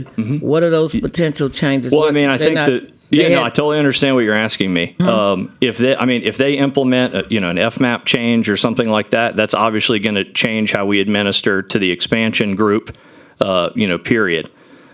So, I mean, that's really if they do block grant per capita. These are all the things that are widely reported about, but they haven't made any decisions on. I don't know if we truly know where that's going to take us. You're not the only person who said that. Every department head has sat there and said, we don't really know what these are going to do. But it's not going to be good, is it? We don't know. Well, I mean, I don't know. You think cuts? If they wait don't a minute. Let me rephrase that. If Any cuts to Medicaid or to that would harm people with disabilities, substance abuse, any of those cuts would not be good for the people of Louisiana. Is that right? Would you agree with me? I mean, I would agree with you that we have to take care of our folks here. But the program as it is currently designed is unchanged. If they cut or change something specific, we would have to tell you what that impact looks like. I got that. Listen to my question very carefully. My question is, any cuts, I'm going to say it again, do you agree that any cuts that would affect people with disabilities, substance abuse, Medicaid, all across the gamut, all of those services that you all provide would not be good for Louisiana? It's real simple, yes or no. I don't know anybody who would say they can't figure that out. Totally It'd be understand where bad. you're coming from. It's not about, I don't think it's about necessarily figuring it out. I would tell you that we need, if we're going to have to step up more, then that's a conversation that we have to have. I firmly believe that. Okay. All right. So, As a state. so what in this budget currently? What has been taken out of this budget, out of state general funds, that would affect those services? No, nothing. Nothing. So it stands still. It is. So And we've asked for, to pay for our dual eligibles for their premiums for A, B, and the Part D clawback. And then obviously the nursing home rebase. That's what we've asked for. Okay, the $2.6 million, 28% reduction for the contract nursing services. Talk to me about that. Yeah, is that Because that's coming out of state general fund, right? That's correct. You want to talk about that? Okay. Yeah, yes, ma'am. So obviously we have hiring challenges at our facilities, especially the ones in Jackson where Elms is located. After COVID, I think the department had to rely on a lot of contract nursing backfills, so to speak. That's a priority since we came in, brought in new leadership at some of these facilities, have done a lot of effort around recruitment and trying to get people to fill those vacancies. As you saw from the report, the vast majority, I think 70% of our vacancies are at our facilities. So as we've been able to hire people into those roles, which is still a challenge, but getting better at it, Right. been able to make some reductions in the contract nursing. And pay would be one thing you could do to attract some of them. Would you agree? Yes, ma'am, definitely. And I'm glad you brought that up. This is my final question. You talked about the state and the vacancies that you have. You have how many vacancies? We have 464 where no current conditional offer employment, exists. 320 of those are in the facilities. Okay. And a state fire to halt any hiring at this time would do what to your agency? If they told you couldn't hire anybody else, you're a state agency, right? Okay. Tell me what that would do to you. Depending upon the service line, but number one, I would tell you that we're gathering a ton of information in consultation with the division on where the vacancies will land as of Friday. I would tell you that I'm going to proactively seek exemptions for the facilities and for health standards, so we make sure we don't have any disruption to direct care. Now you're talking like the other heads of the departments. Everybody who has sat at that table said they're going to ask for an exemption. That's where I was trying to go with this. I understand. You're going to ask for an exemption because you need to hire these people, correct? Absolutely. Okay, that's what I was trying to figure out. All right, let's have a sidebar conversation about this behavioral health hospital and the services that we need for the people in our state, particularly the seniors, right, and the youth. Because one of them have already paid the way, and one of them we're trying to bring up, So I like both of those people. People in the middle can take care of themselves. But the youth and the seniors, big advocate for those. So let's look at those services that any potential cuts might hurt them. Let's stay in communication. Yes, ma'am. We'll Thank be happy you. to meet with you. Thank you.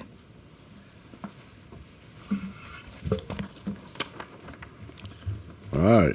You ready for this one? Representative Bacala. Thank you, Mr. Chairman. I'll start out since I see we have a full house of special needs moms. That, in August, there was a statement here that there may not be any waiver programs.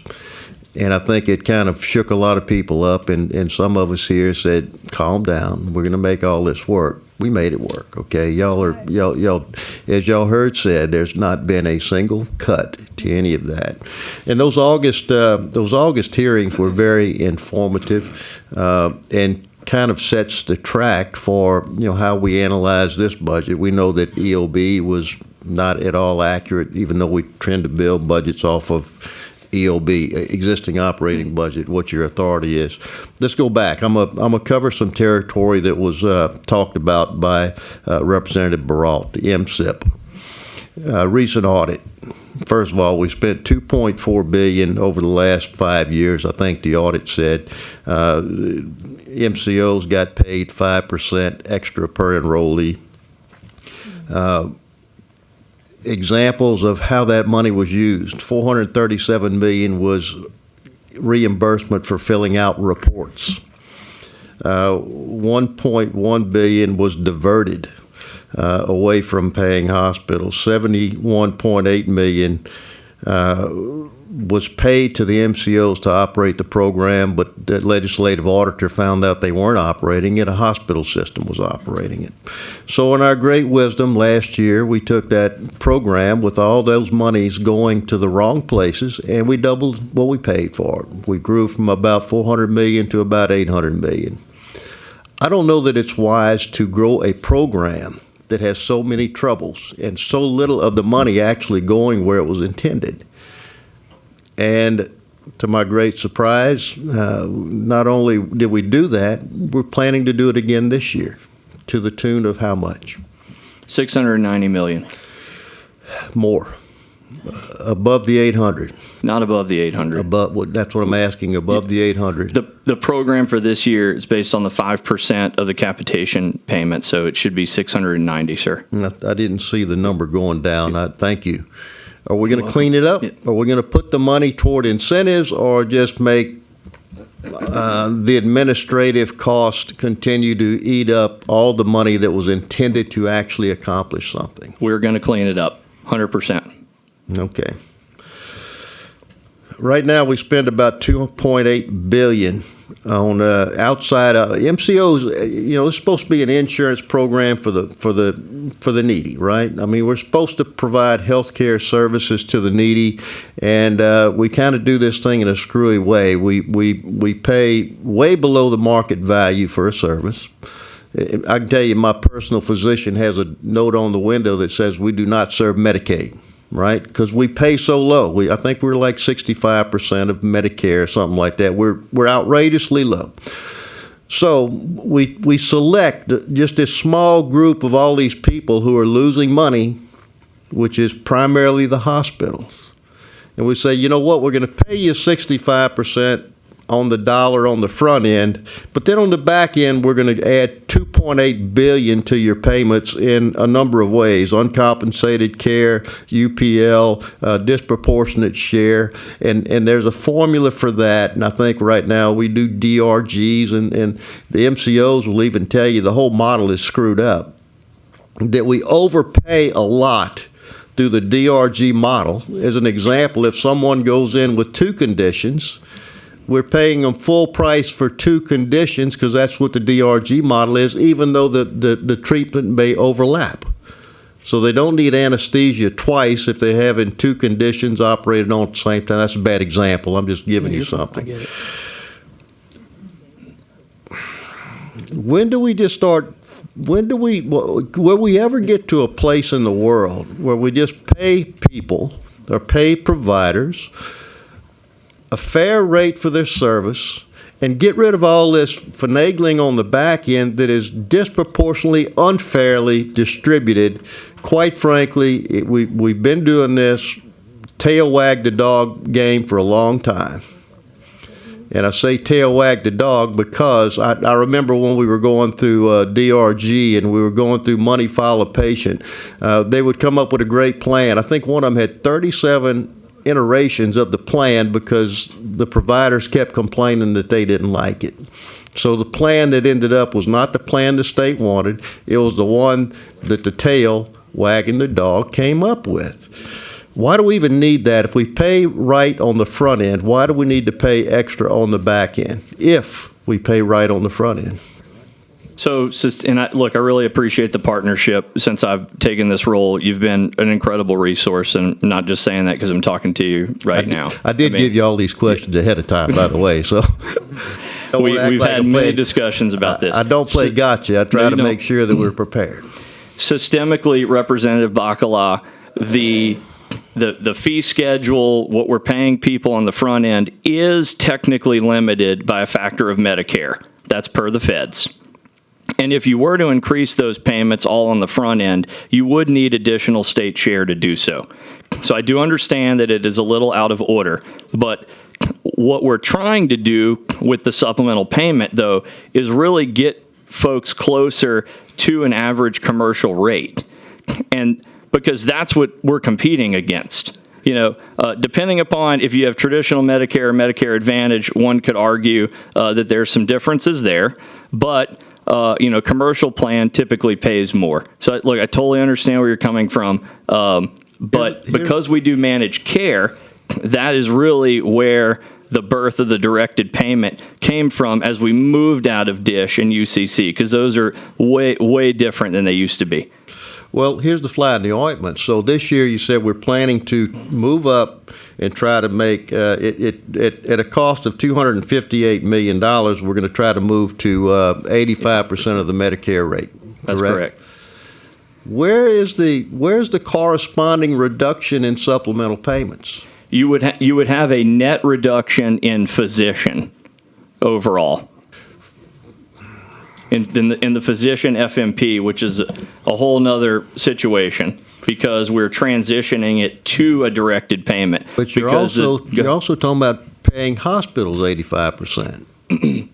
If they have if they have people enrolled and they're seeing Medicaid, yes. Okay, and as we moved and add another $518 million in the next year to get to 100%. Again, where's the corresponding reduction in the supplemental payments? Well, you would only have a net reduction based on volume and the overall target ACR.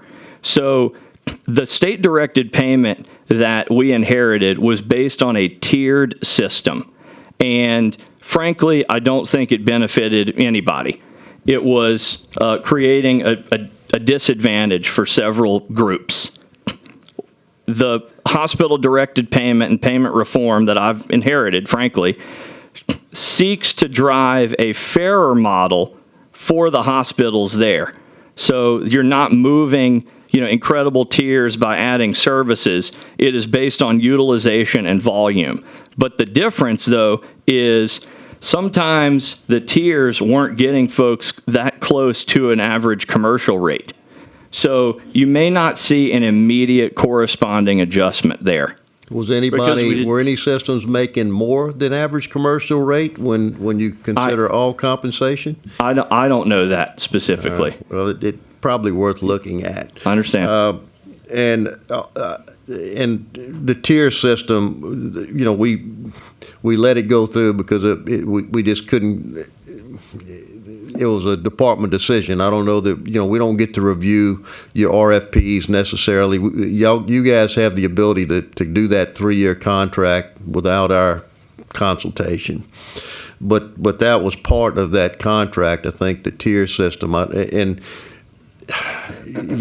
what you added dollars for wasn't necessarily healthcare. If you could add machinery or designate a room as a behavioral. I don't know exactly, but I'm just saying there are ways to manipulate that system in order to add more money, even though you may not be really adding more cost. Okay, let's go to, it was discussed already, the single PBM. versus letting the MCOs have their own PBMs. Mm-hmm. In conversations with some of those guys, it is my understanding that the single PBM is adding $100 million annually in cost to the Medicare vendor program. I don't know if that number is accurate. I'd have to get you that. I know, and I'm sure I totally understand they shared that information with you. Yeah, I was commenting to Representative Baralt. We've definitely noticed an increase in pharmacy expenditure as a result. We have tried to implement several measures that would reduce that spend. But, any change, the MCOs did have their own PBMs before, and then we went to the single PBM just for everybody's edification. So it is 100% something that I think we have to look at. We cannot continue to spend into oblivion for nothing. I don't want to place blame on you. I would have thought a single PBM would have been a cost saver. So if the 2020 hindsight if it's yours, it would be mine as well. I wouldn't have thought that it would have been a. And I would agree. So it's not like we can do anything but react. If it's costing us more, let's react to it. Sure. There are some other proposals out there that I've been made aware of. Some other things that other states are doing. I'll just throw out a couple of them. I know former director or Secretary Dr. Gee says she can save us $100 million with some programs that she's already doing more locally. I think it's about making sure that kids go to the doctor, they get the proper care, that it's kind of in that realm. She says, I know I can save the state $100 million. That's a proposal. That's all it is. But I don't know if y'all are looking at it. I know for managed long-term care, you have the PACE models out there, which kind of replace the MCO models, which are purported to be able to save tens of millions of dollars. I don't have a good number on it.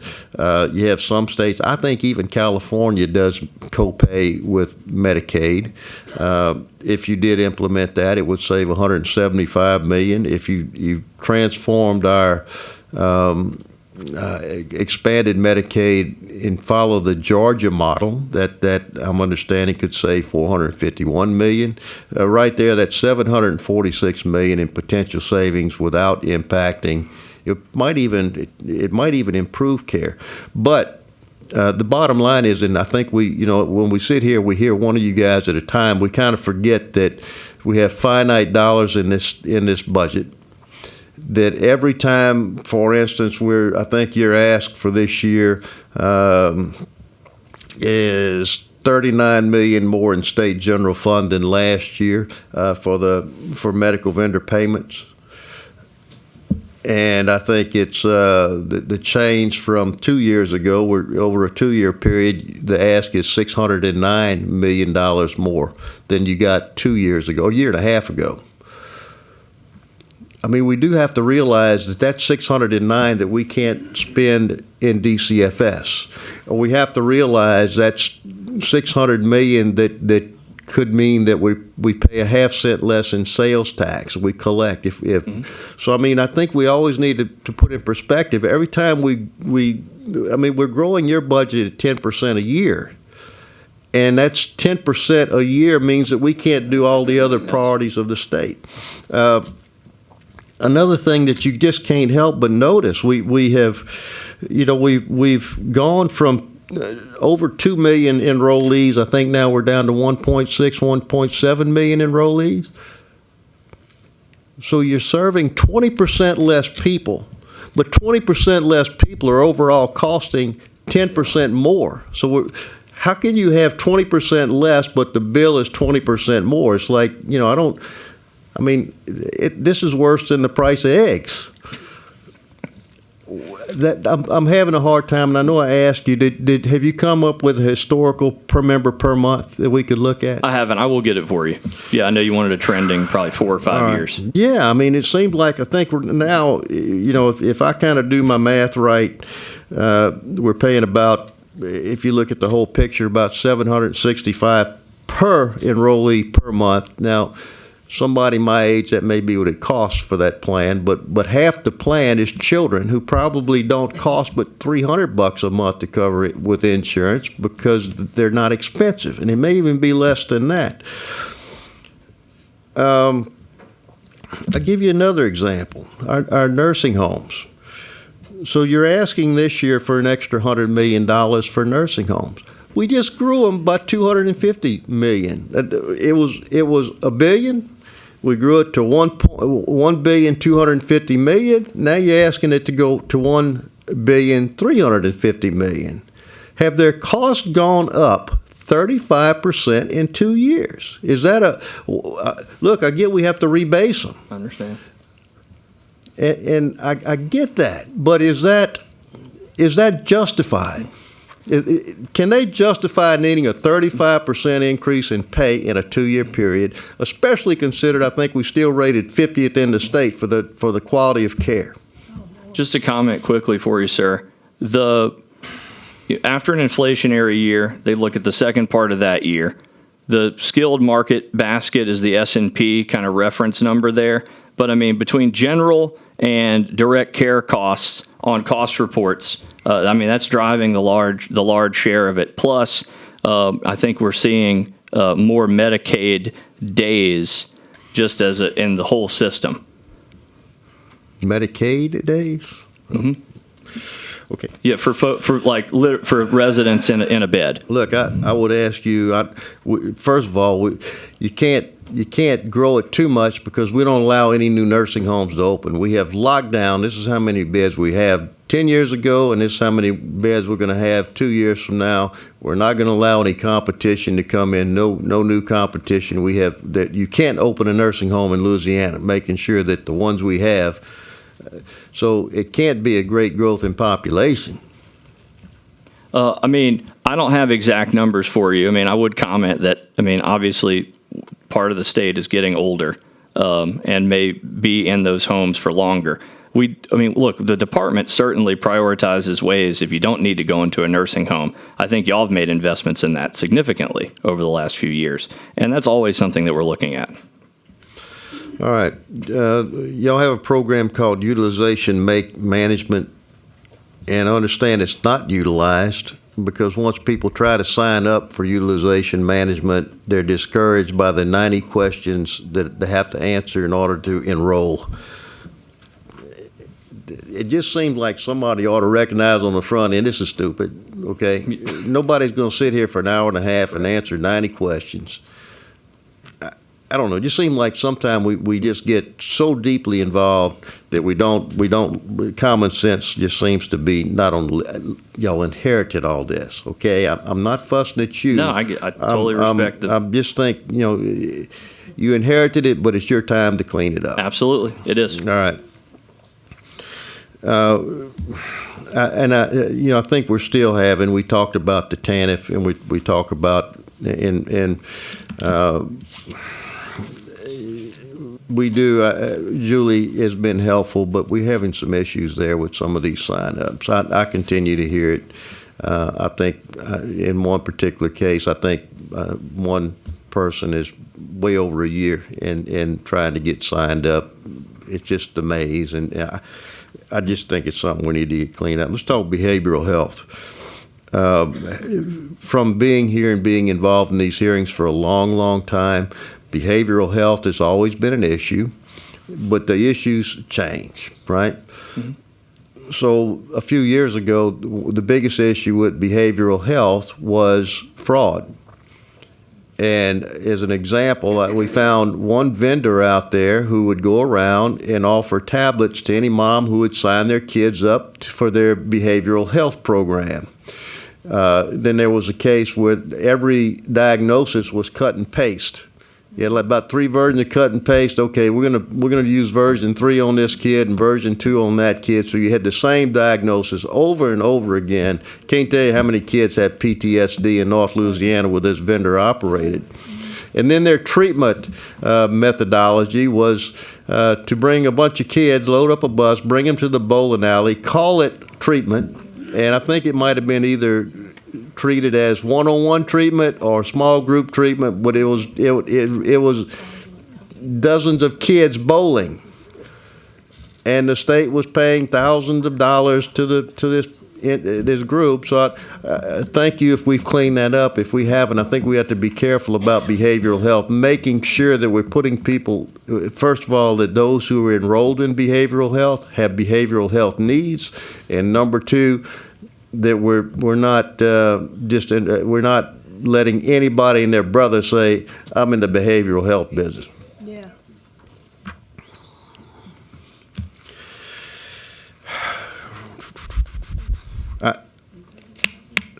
I'm just going to say this. We're here to make sure that those who are unable to provide health care for themselves have health care, basic need. And our primary mission needs to be to take care of those who need it. But I think we've gotten so far away through the years, we've gradually evolved into a model that is less concerned with the person who needs the service. As far as concentration of dollars, we push too many dollars to other things that really don't benefit the people who are served. And I think if we ever get to the model where we say we're going to pay 100% of Medicare, and if we can get a waiver and make that 100% of average commercial rate, and that's what we're going to do. And we don't need supplemental payments anymore. We don't need anything. We're just going to pay a fair price. Half the people in this state have private insurance. Private insurance pays for a service. And the private insurance companies don't need to come on the backside and add, okay, I only paid you $500 for a $600 service, so I'm gonna fill up the gap and give you $200 for the $100 I didn't pay you before. And I'm gonna pay another $100 on top of that for the administrative fees to make it happen. That's just my theory. I just think we ought to put the money where it should go and quit throwing literally billions of dollars around the edges. I understand. I appreciate your thoughts today. Thank you. Thank you. Representative Lyons for a question. Thank you, Mr. Chairman. A lot of my questions were already done. I wanted to stay on the theme of budgeting, but I'm going to do what I guess going to be prudent.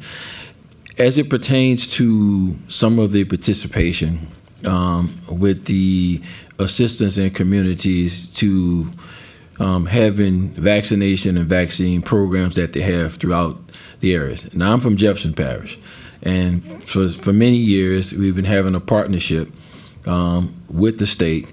So some of those underserved areas, where families come out and they bring their kids for vaccination purposes, there was a partnership going on. This year is the very first year that partnership has ceased. And I think, Dr. Abraham, you made comments earlier that was, I guess, a policy shift. And, my district sits right in the heart of that area, because that event actually takes place in my district, which we actually participate in every year. So my question is, why? Why not participate when there's communities in need that's normally asking for that assistance that's there, that we not partner with them when it doesn't really cost any state general fund for that particular piece?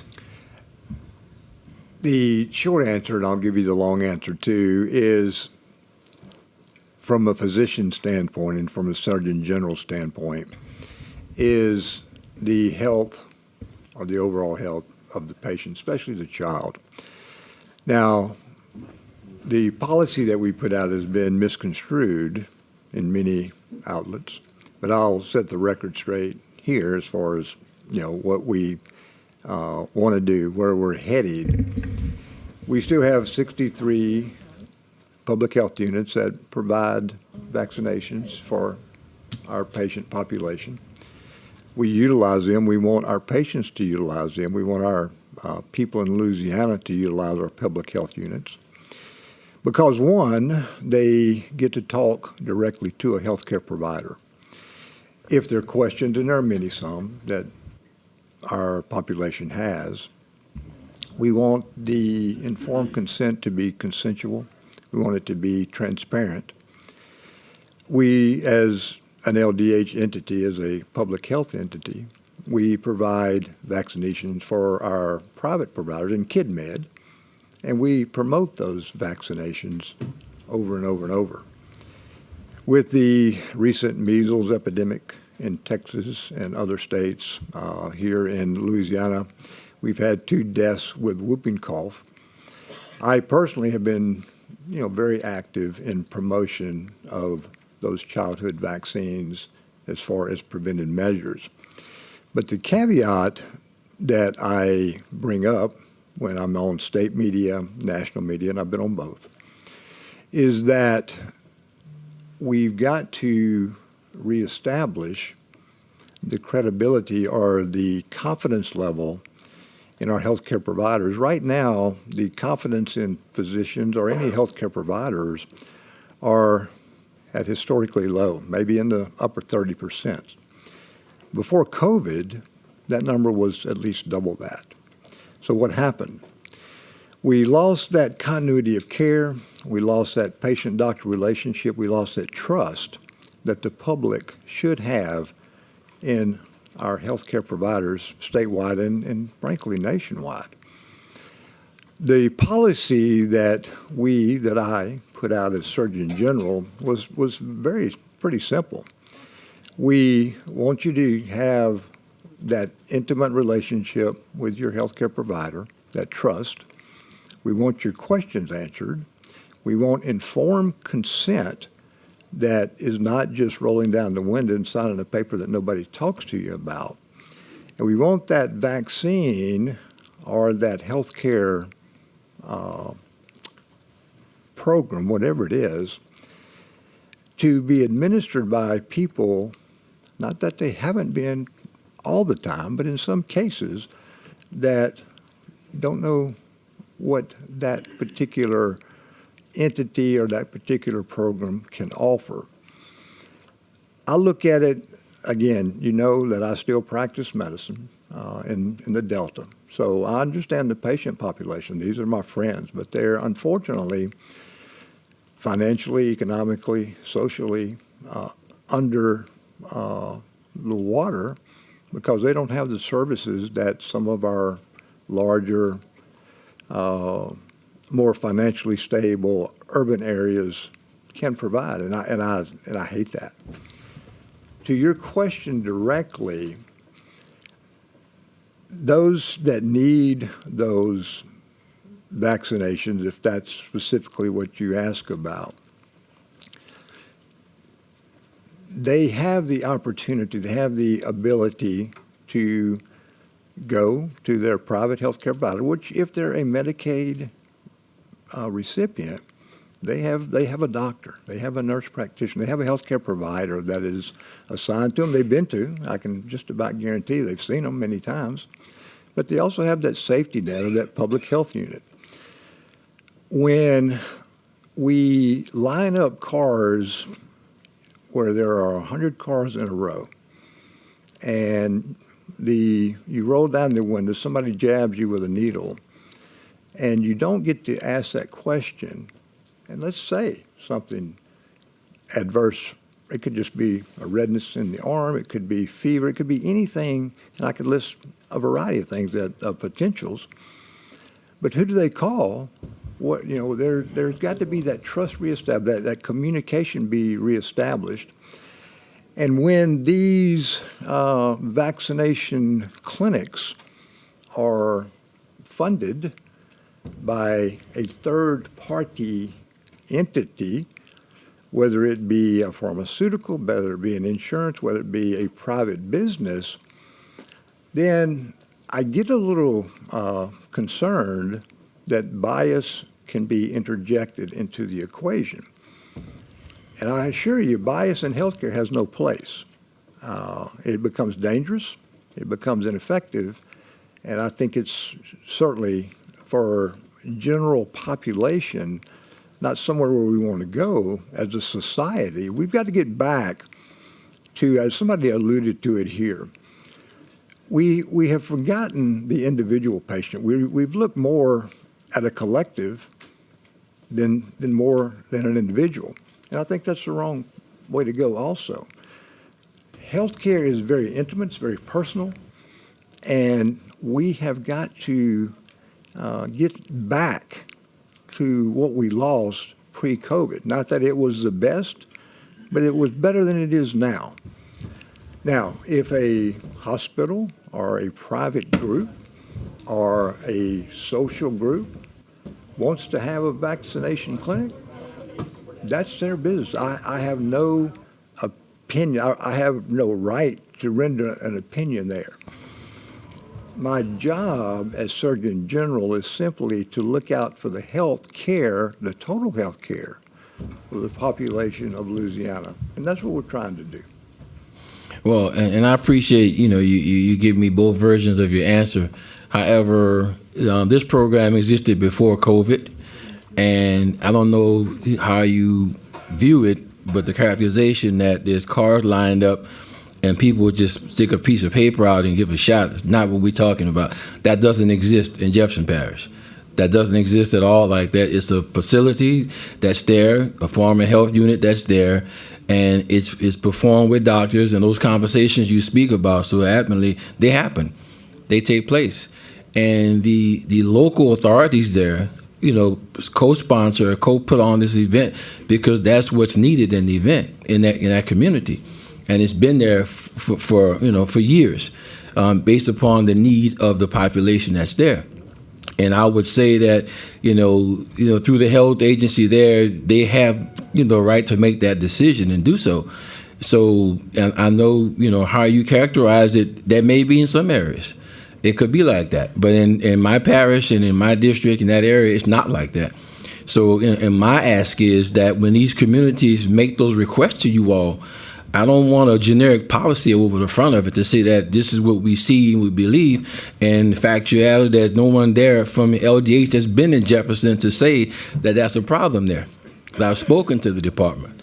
So it's anguish when we have people who look for something that happens for the benefit and the health that you describe of the young people and the kids there, that you do something that's totally adverse, to the effect of what's been going on. In that regard, no one said that we're going to talk about it. No one said we're going to evaluate your program. No one even said that we even think about when you're having a program. They just said we're not coming. We're not supporting it. So when you make those kind of decisions that affect those kids, you got to have those conversations. You got to respect the community and the people there who are in charge of that, the same way we're respecting your process and what you're doing. So my frustration with it was the fact that the conversation never happened. And then I see you on TV a couple of weeks later because other parts of the state were having the same effect, that a policy decision had been made and basically in a vacuum. And it's almost like a national trend that we're going to do certain things a certain kind of way now, and you all conform to that piece. And that's okay if you do that and you say that. But when I got little kids there, and we got kids in the community who need vaccinations for several things, that's there. And the parents are like, well, what do we do next? Now my hat's off to my parish, because we found the monies to continue having it and had it. But there's federal monies that's there for that purpose. And we sitting there talking. I like when my colleague Baclav starts to talk because he's always in the numbers. And we can talk about millions and billions of dollars that are places that they shouldn't be, or end up somewhere supporting programs that don't work. But when we have something that actually works in the community and it's there and it's right, I don't want to sit there and talk to you about what we can't do because what we feel is differently when we don't even apply any notion of interrogatories about how it works, what the community needs. Heck, when my parish, my medical directors say we need something in our parish, it's not because we just did X's and O's and figured it out. It's proven. It's fact. So I would respect. Yeah, I do respect your answer, but what I would expect is that we would respond to those communities, those parishes, when those needs are there. And that's, I wanted to ask why. And the short and the long version does describe Jefferson. It may describe the Delta or where you practice or somewhere else, but it doesn't describe the hundreds of kids in the area and the parents who do, most of them are on Medicaid. Most of them do have a primary care physician that they go to when they're sick, but you can talk to all 6 of your MCOs, and they'll tell you right now, other than transportation, is people going, keeping appointments, people going to doctors, getting kids to doctors on a regular basis, not just when it's time to go to school. So when we have an opportunity to not only bring them to vaccinate, we also have an opportunity to find out what else is going on with those kids. and it's a program that works. So I would appreciate, further consideration from you all about how we reinstitute the partnership with Jefferson, about how we do it. Any other parish in the state that has a need, that they come to you and say, listen, we want you to continue or want you to partner with this for the public health of the people of our parish. And your policy should be, I guess, starting with them first, because they're actually what people call boots on the ground. They are there in the community, and I visit those facilities on those events annually, and we also reserve the locations to have it. So it was a big drawback and disappointment. And I appreciate you answering my question. If you have any more to say about it, I'm all ears, sir. We'll just continue this conversation, Representative Lyons. I'm happy to do that with you. Thank you, sir. Doc. I appreciate it. Yes, Thank sir. you. Thank you, Mr. Chairman. Representative Baralt. Thank you, Mr. Chair. Just real quick, a couple of questions about physicians. Do you know off the top of your head a ballpark on how short we are on physicians? Not number-wise, but probably percent-wise. I think if you gave me, I know right now on nurses, if you gave me 10,000 nurses, it wouldn't be enough. On physicians, if you gave me, I would say, several hundred, I would still be short. Okay. I mean, I just know in my parish, of Richland Parish, there's still areas where we could use a lot. Where we're lacking in our Medicaid population is in specialists. Mm-hmm. And to Representative Bacalai and I think Representative Marcel were alluding to this, if we can get Medicaid rates to Medicare, and we can get more specialists to see these patients, it would be something, I don't know if you could even measure it, but it would be a number that would be pretty dramatic. Because let's take, for instance, I have a patient that goes to the emergency room for a GI bleed. Well, they're going to take care of that patient. They may have to transfuse. But if there's no follow-up with a GI doctor, the patient's more likely going to do that again, go back to the ER, and that expense just keeps going up and up. But if that patient could immediately see, or soon after that discharge, see a GI physician, find the cause of the bleed, stop the bleed so it never happened again, and that happens over and over, whether it's a heart condition, a brain condition, a GI, you name it, where we can't get the specialists involved, that will cut, again, I don't have an answer as far as percentage, but it would cut phenomenally down on your emergency room visits, your emergency room admissions, your hospital stays, and the burden of healthcare costs would go down a lot. And we're talking a whole lot of money. I agree. And one of the things that I heard in talking to people about these ED navigators is that it's one thing to have the person in place, but if they don't have anywhere to send them, that's right, doesn't necessarily do a whole lot of good. On the getting them up to the 100%, I was at the hearing when they were presenting all of that. I know former Secretary Harrington isn't here, but one of the questions that came up was to get to 100, some of the people were coming down because they're currently over the Medicare rate. And there was a question asking for the total cost if we didn't bring anyone down, because I'm assuming that if they're above it, it was for a reason to recruit them. Sure. And I don't know if you want to get into it today. I didn't know if there's any progress on that. I've asked, excuse me. I've asked for an update on the report for my edification on what that cost looks like, because I do think we have to have a conversation, this group and Senate Finance, about how we do the 2027 implementation. Fully to 100% and what that really looks like. That would also address your concern about folks coming down. We'd like to avoid that, obviously, if possible. Absolutely. And what did you say that if we increase up, then something is going to be offset? Yeah, the physician supplemental payment, which is the other one outside, sitting outside of hospital, would have some net reduction. Go to the physicians? Would have some, say it again? I said, which doesn't really go to the physicians a lot of times? That's why we're moving it to a directed payment. Love that so much. To Rep Bacala, Yeah. that's getting it closer to following direct. Closer to them, absolutely. Which I highly applaud.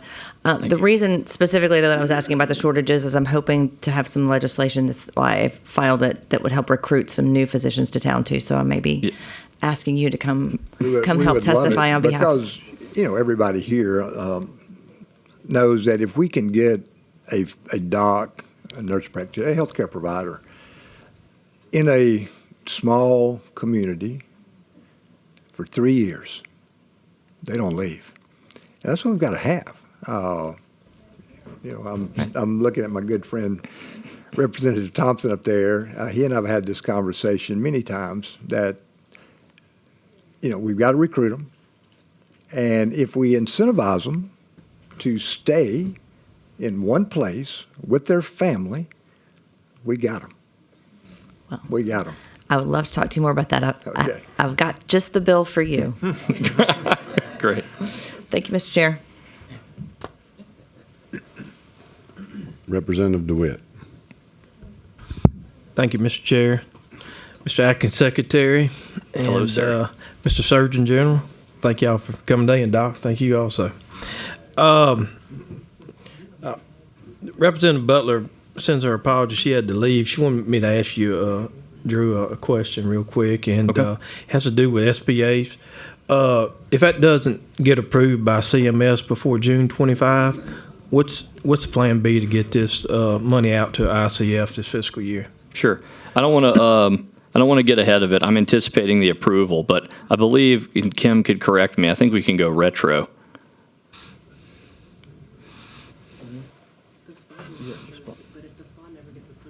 Yeah. No, I wouldn't say that. So if the SPA gets approved, even if it's at a later date, we can still do that payout, which was her intent. Right. I think so. Okay.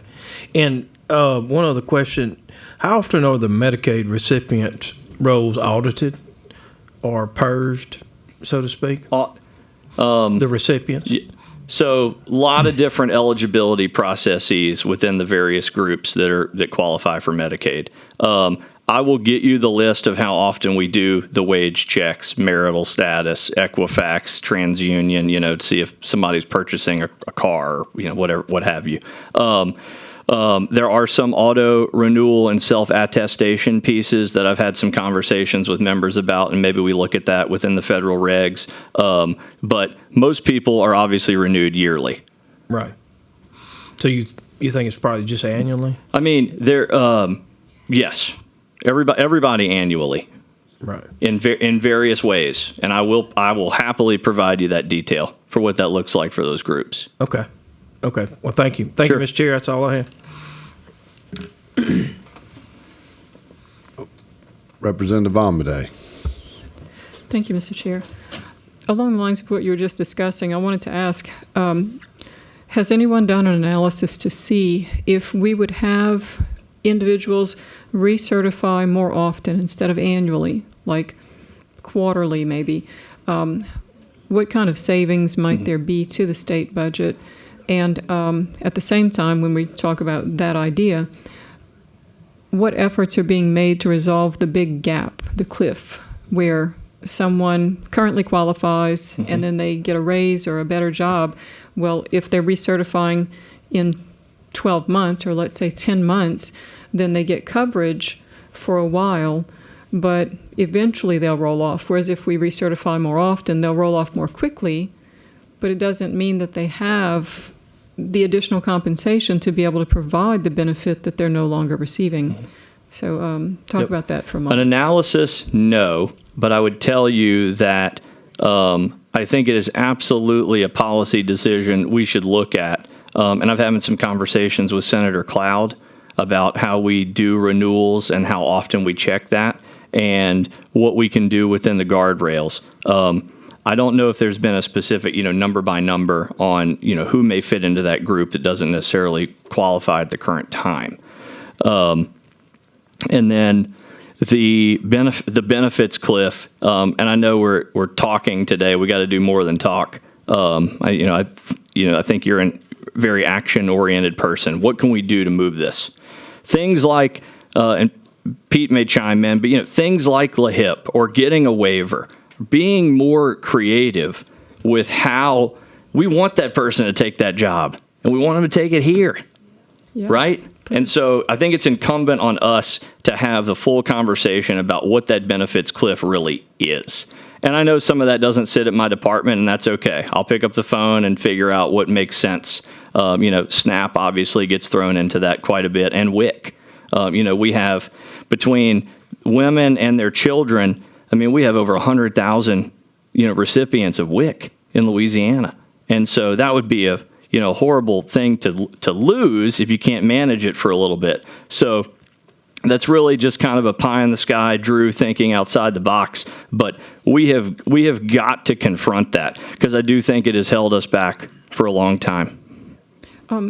I suppose the simplest first study or first step in the study would be just the sheer numbers of when people currently recertify for all the various programs.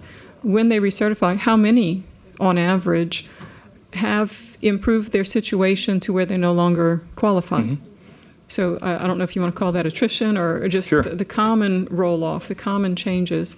How often, when someone recertifies, are they found ineligible? Or maybe they just simply don't show up to recertify if they know automatically, like I was completely unemployed and now I'm working at a good job. Obviously, I don't qualify, so I'm not going to bother to reapply.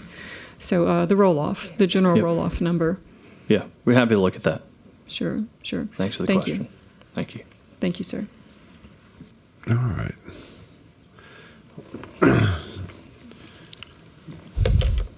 I'm the last one.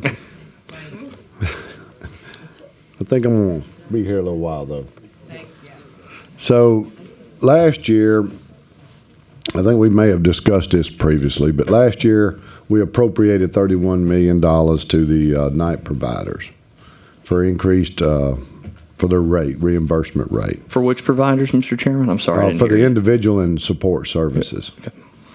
Then the first quarter was not utilized. It was not paid out. So the revenue from the first quarter, am I going to see that in excess?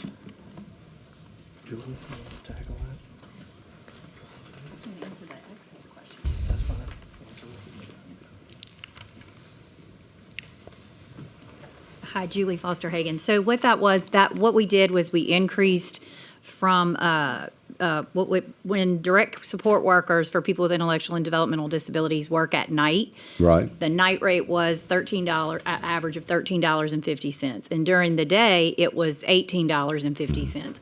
So the ask was to increase it, and what I testified was that in order to do that, I would need to make a policy change, because at the $13.50 we allowed those direct support workers to sleep. And so we needed to have a policy change that said, well, if the rate is the same, then we need to have a policy change such that they're not sleeping at night, but then they're having the same expectations or requirements. And with the timing, we were not able to make that change until the October 1st. And so that rate increase went into effect on October 1st when we were able to update the policy to remove the note that the direct support workers could sleep at night. So that's why it started on October the 1st. Okay, but the dollars that we had appropriated for the first quarter, those dollars are coming back. Where are they at now? That's what, $2 million state fund? If they need to be reduced, we would do it in the supplemental based on, I think you would have to experience how many folks are working at night from the 10/1 till the end of the fiscal year to get you the number. That would be my goal with that, so you can get an informed number. Okay. I'll take that for right now. I'm always looking for money. I got a shortfall this year. I got a call last week. Yeah. So, if there's $2 million there, I want it. I understand. If there's 7, I really want it. You heard DCFS said they needed $7 million. If there's $7 million, and it's just a swap. I call it a means of finance. We're going to take it from you because we need it, and it's not to be mean, but we're going to do it. On the and this is some other dollars we appropriated last year. This is on the addiction Medicaid rates. So we earmarked $10 million of state general fund last year. I think it brought in about $30 million from the Fed side. This was, when we did that, their original ask when they had come to us was for $30 million. We gave them 10. That's what we had. And as I appreciate it, you all left it in your budget as reoccurring. You didn't take it out this year, did you? No, sir, because it was a single line item, it wasn't automatically non-recurred, so it's not in our budget this year. So you didn't put it back in your budget. So why would we give somebody a rate increase and then not put it back in their budget? The single line item appropriations are automatically. Well, it sounds like you got something else to do with that $7 million that you didn't spend there. So let me go further with this. Because this was not the legislative intent when we made that appropriation. That was a third of what they needed. But when y'all came up with how you were going to do it, you took and the department did a 25% increase across the board to all the services that were on the rate sheets. That was not the intent of that appropriation. It was to give a full third to the on the addiction Medicaid rates only. So I don't understand why we did a 25% across the board. I can't change it right now, but I would like us to go back and look at that later. And see, now that's $10 million I got to find. If I can, and look, let me say this. So, at what point do we get serious about addiction, behavioral health, and the issues in this state is why we continue to have high incarceration rates? We all know it, but we continue not to invest in it. And at some point, we have to get serious about it. And it disturbs me because these folks, I have worked with them through the years. I mean, it'd been over almost 2 decades since they got a rate increase for addiction. I mean, that's why a lot of these facilities won't see a Medicaid patient. I mean, unfortunately, that's where we're at in Louisiana and in this country. And at what point, and for me, it's a priority now. I mean, I'm having to find additional dollars to incarcerate juveniles at younger ages, adults who have addiction. And this is not ridiculing your agency by any means, but what it is doing is, I'm telling you, this is a priority for me personally, and I think a lot of this legislature. And I think that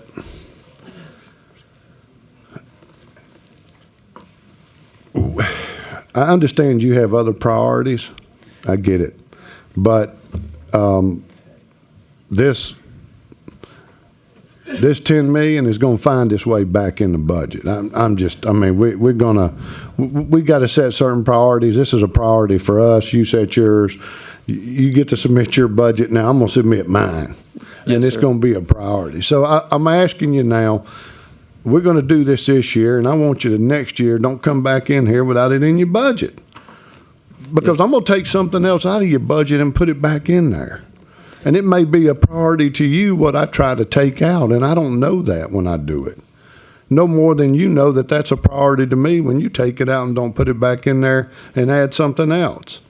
And I don't want to do that. I don't want us to do this merry-go-round every year. So let's, and I didn't know you didn't put it back in there until you just told me.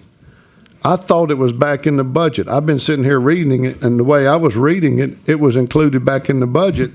That's why I'm frustrated, because I was reading it as though you had added it back in the budget and you didn't. And that disturbs me, because that wasn't just what I wanted to do, because I was only able to get half of it in the House side last year. And then we had to depend on the Senate to do the other half. I just want to appreciate you for putting it back in the budget. It's something I think we also prioritize. You know, we had to automatically non-recur single funding. We were directed to produce a standstill budget in this climate. So, you know, and this is a large ask. So not one that we're going to pretend that we could solve internally by any means. It's a whole discussion here, but it is so critical. I mean, last night I was doing two things. I was prepping for this and I was calling my patients. I'm an addiction med provider, trying to help them navigate the system. I mean, their resiliency it seems like many of you know, it would shock a lot of the people in the room what they have to go through just to get the care that they deserve. That if it were a medical condition, there'd be lawsuits, but because it's a mental health condition, we accept the status quo, and I think that's totally unacceptable. It affects so many aspects of our patients. The other part of that 10 million that didn't go to the 25% was really designed to focus on pregnant women, because that's the number one cause of maternal mortality in this state right now is overdose deaths.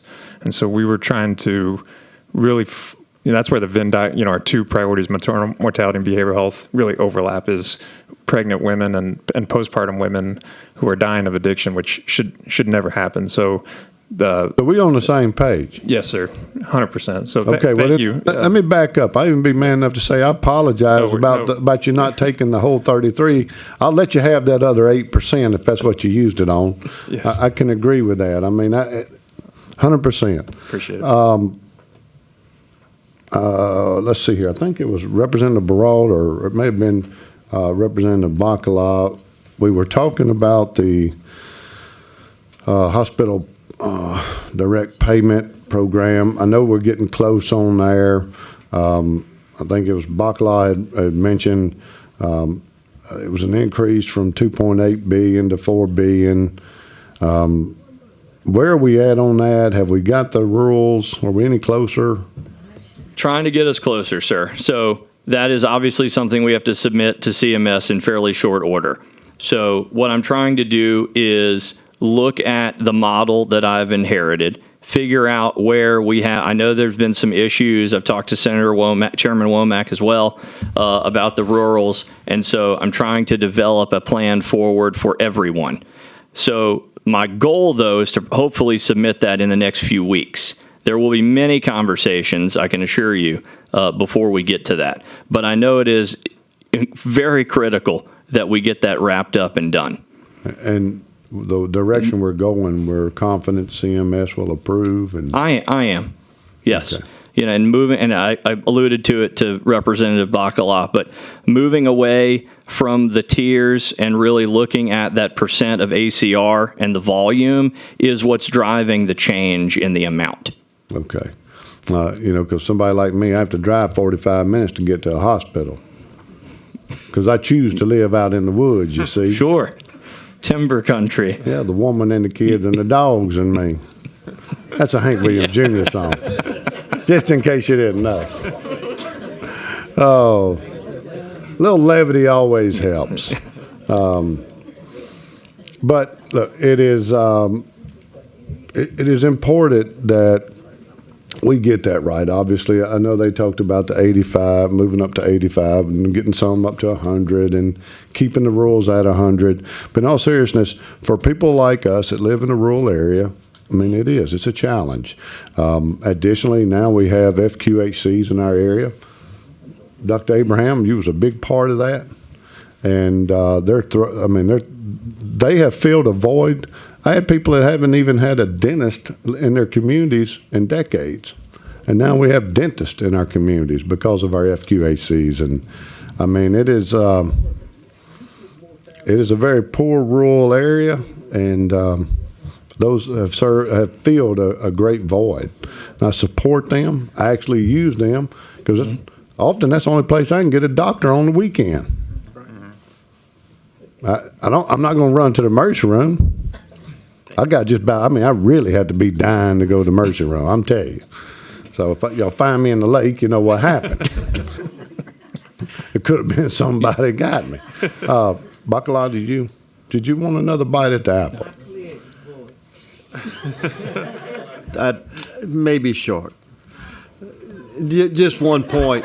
Well, I mean, it's short. We talked about the 33 million, and my question, I think you answered it, but I mean, we know y'all shift money around. We can give you 33 million for a program, but you can spend it somewhere else. Was the 33 million, how much was spent for the purpose intended in HB1?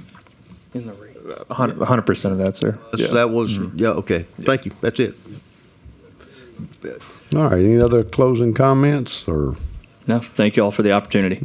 No, thank y'all. Look, it wasn't quite as bad, I mean, as it has been in the past.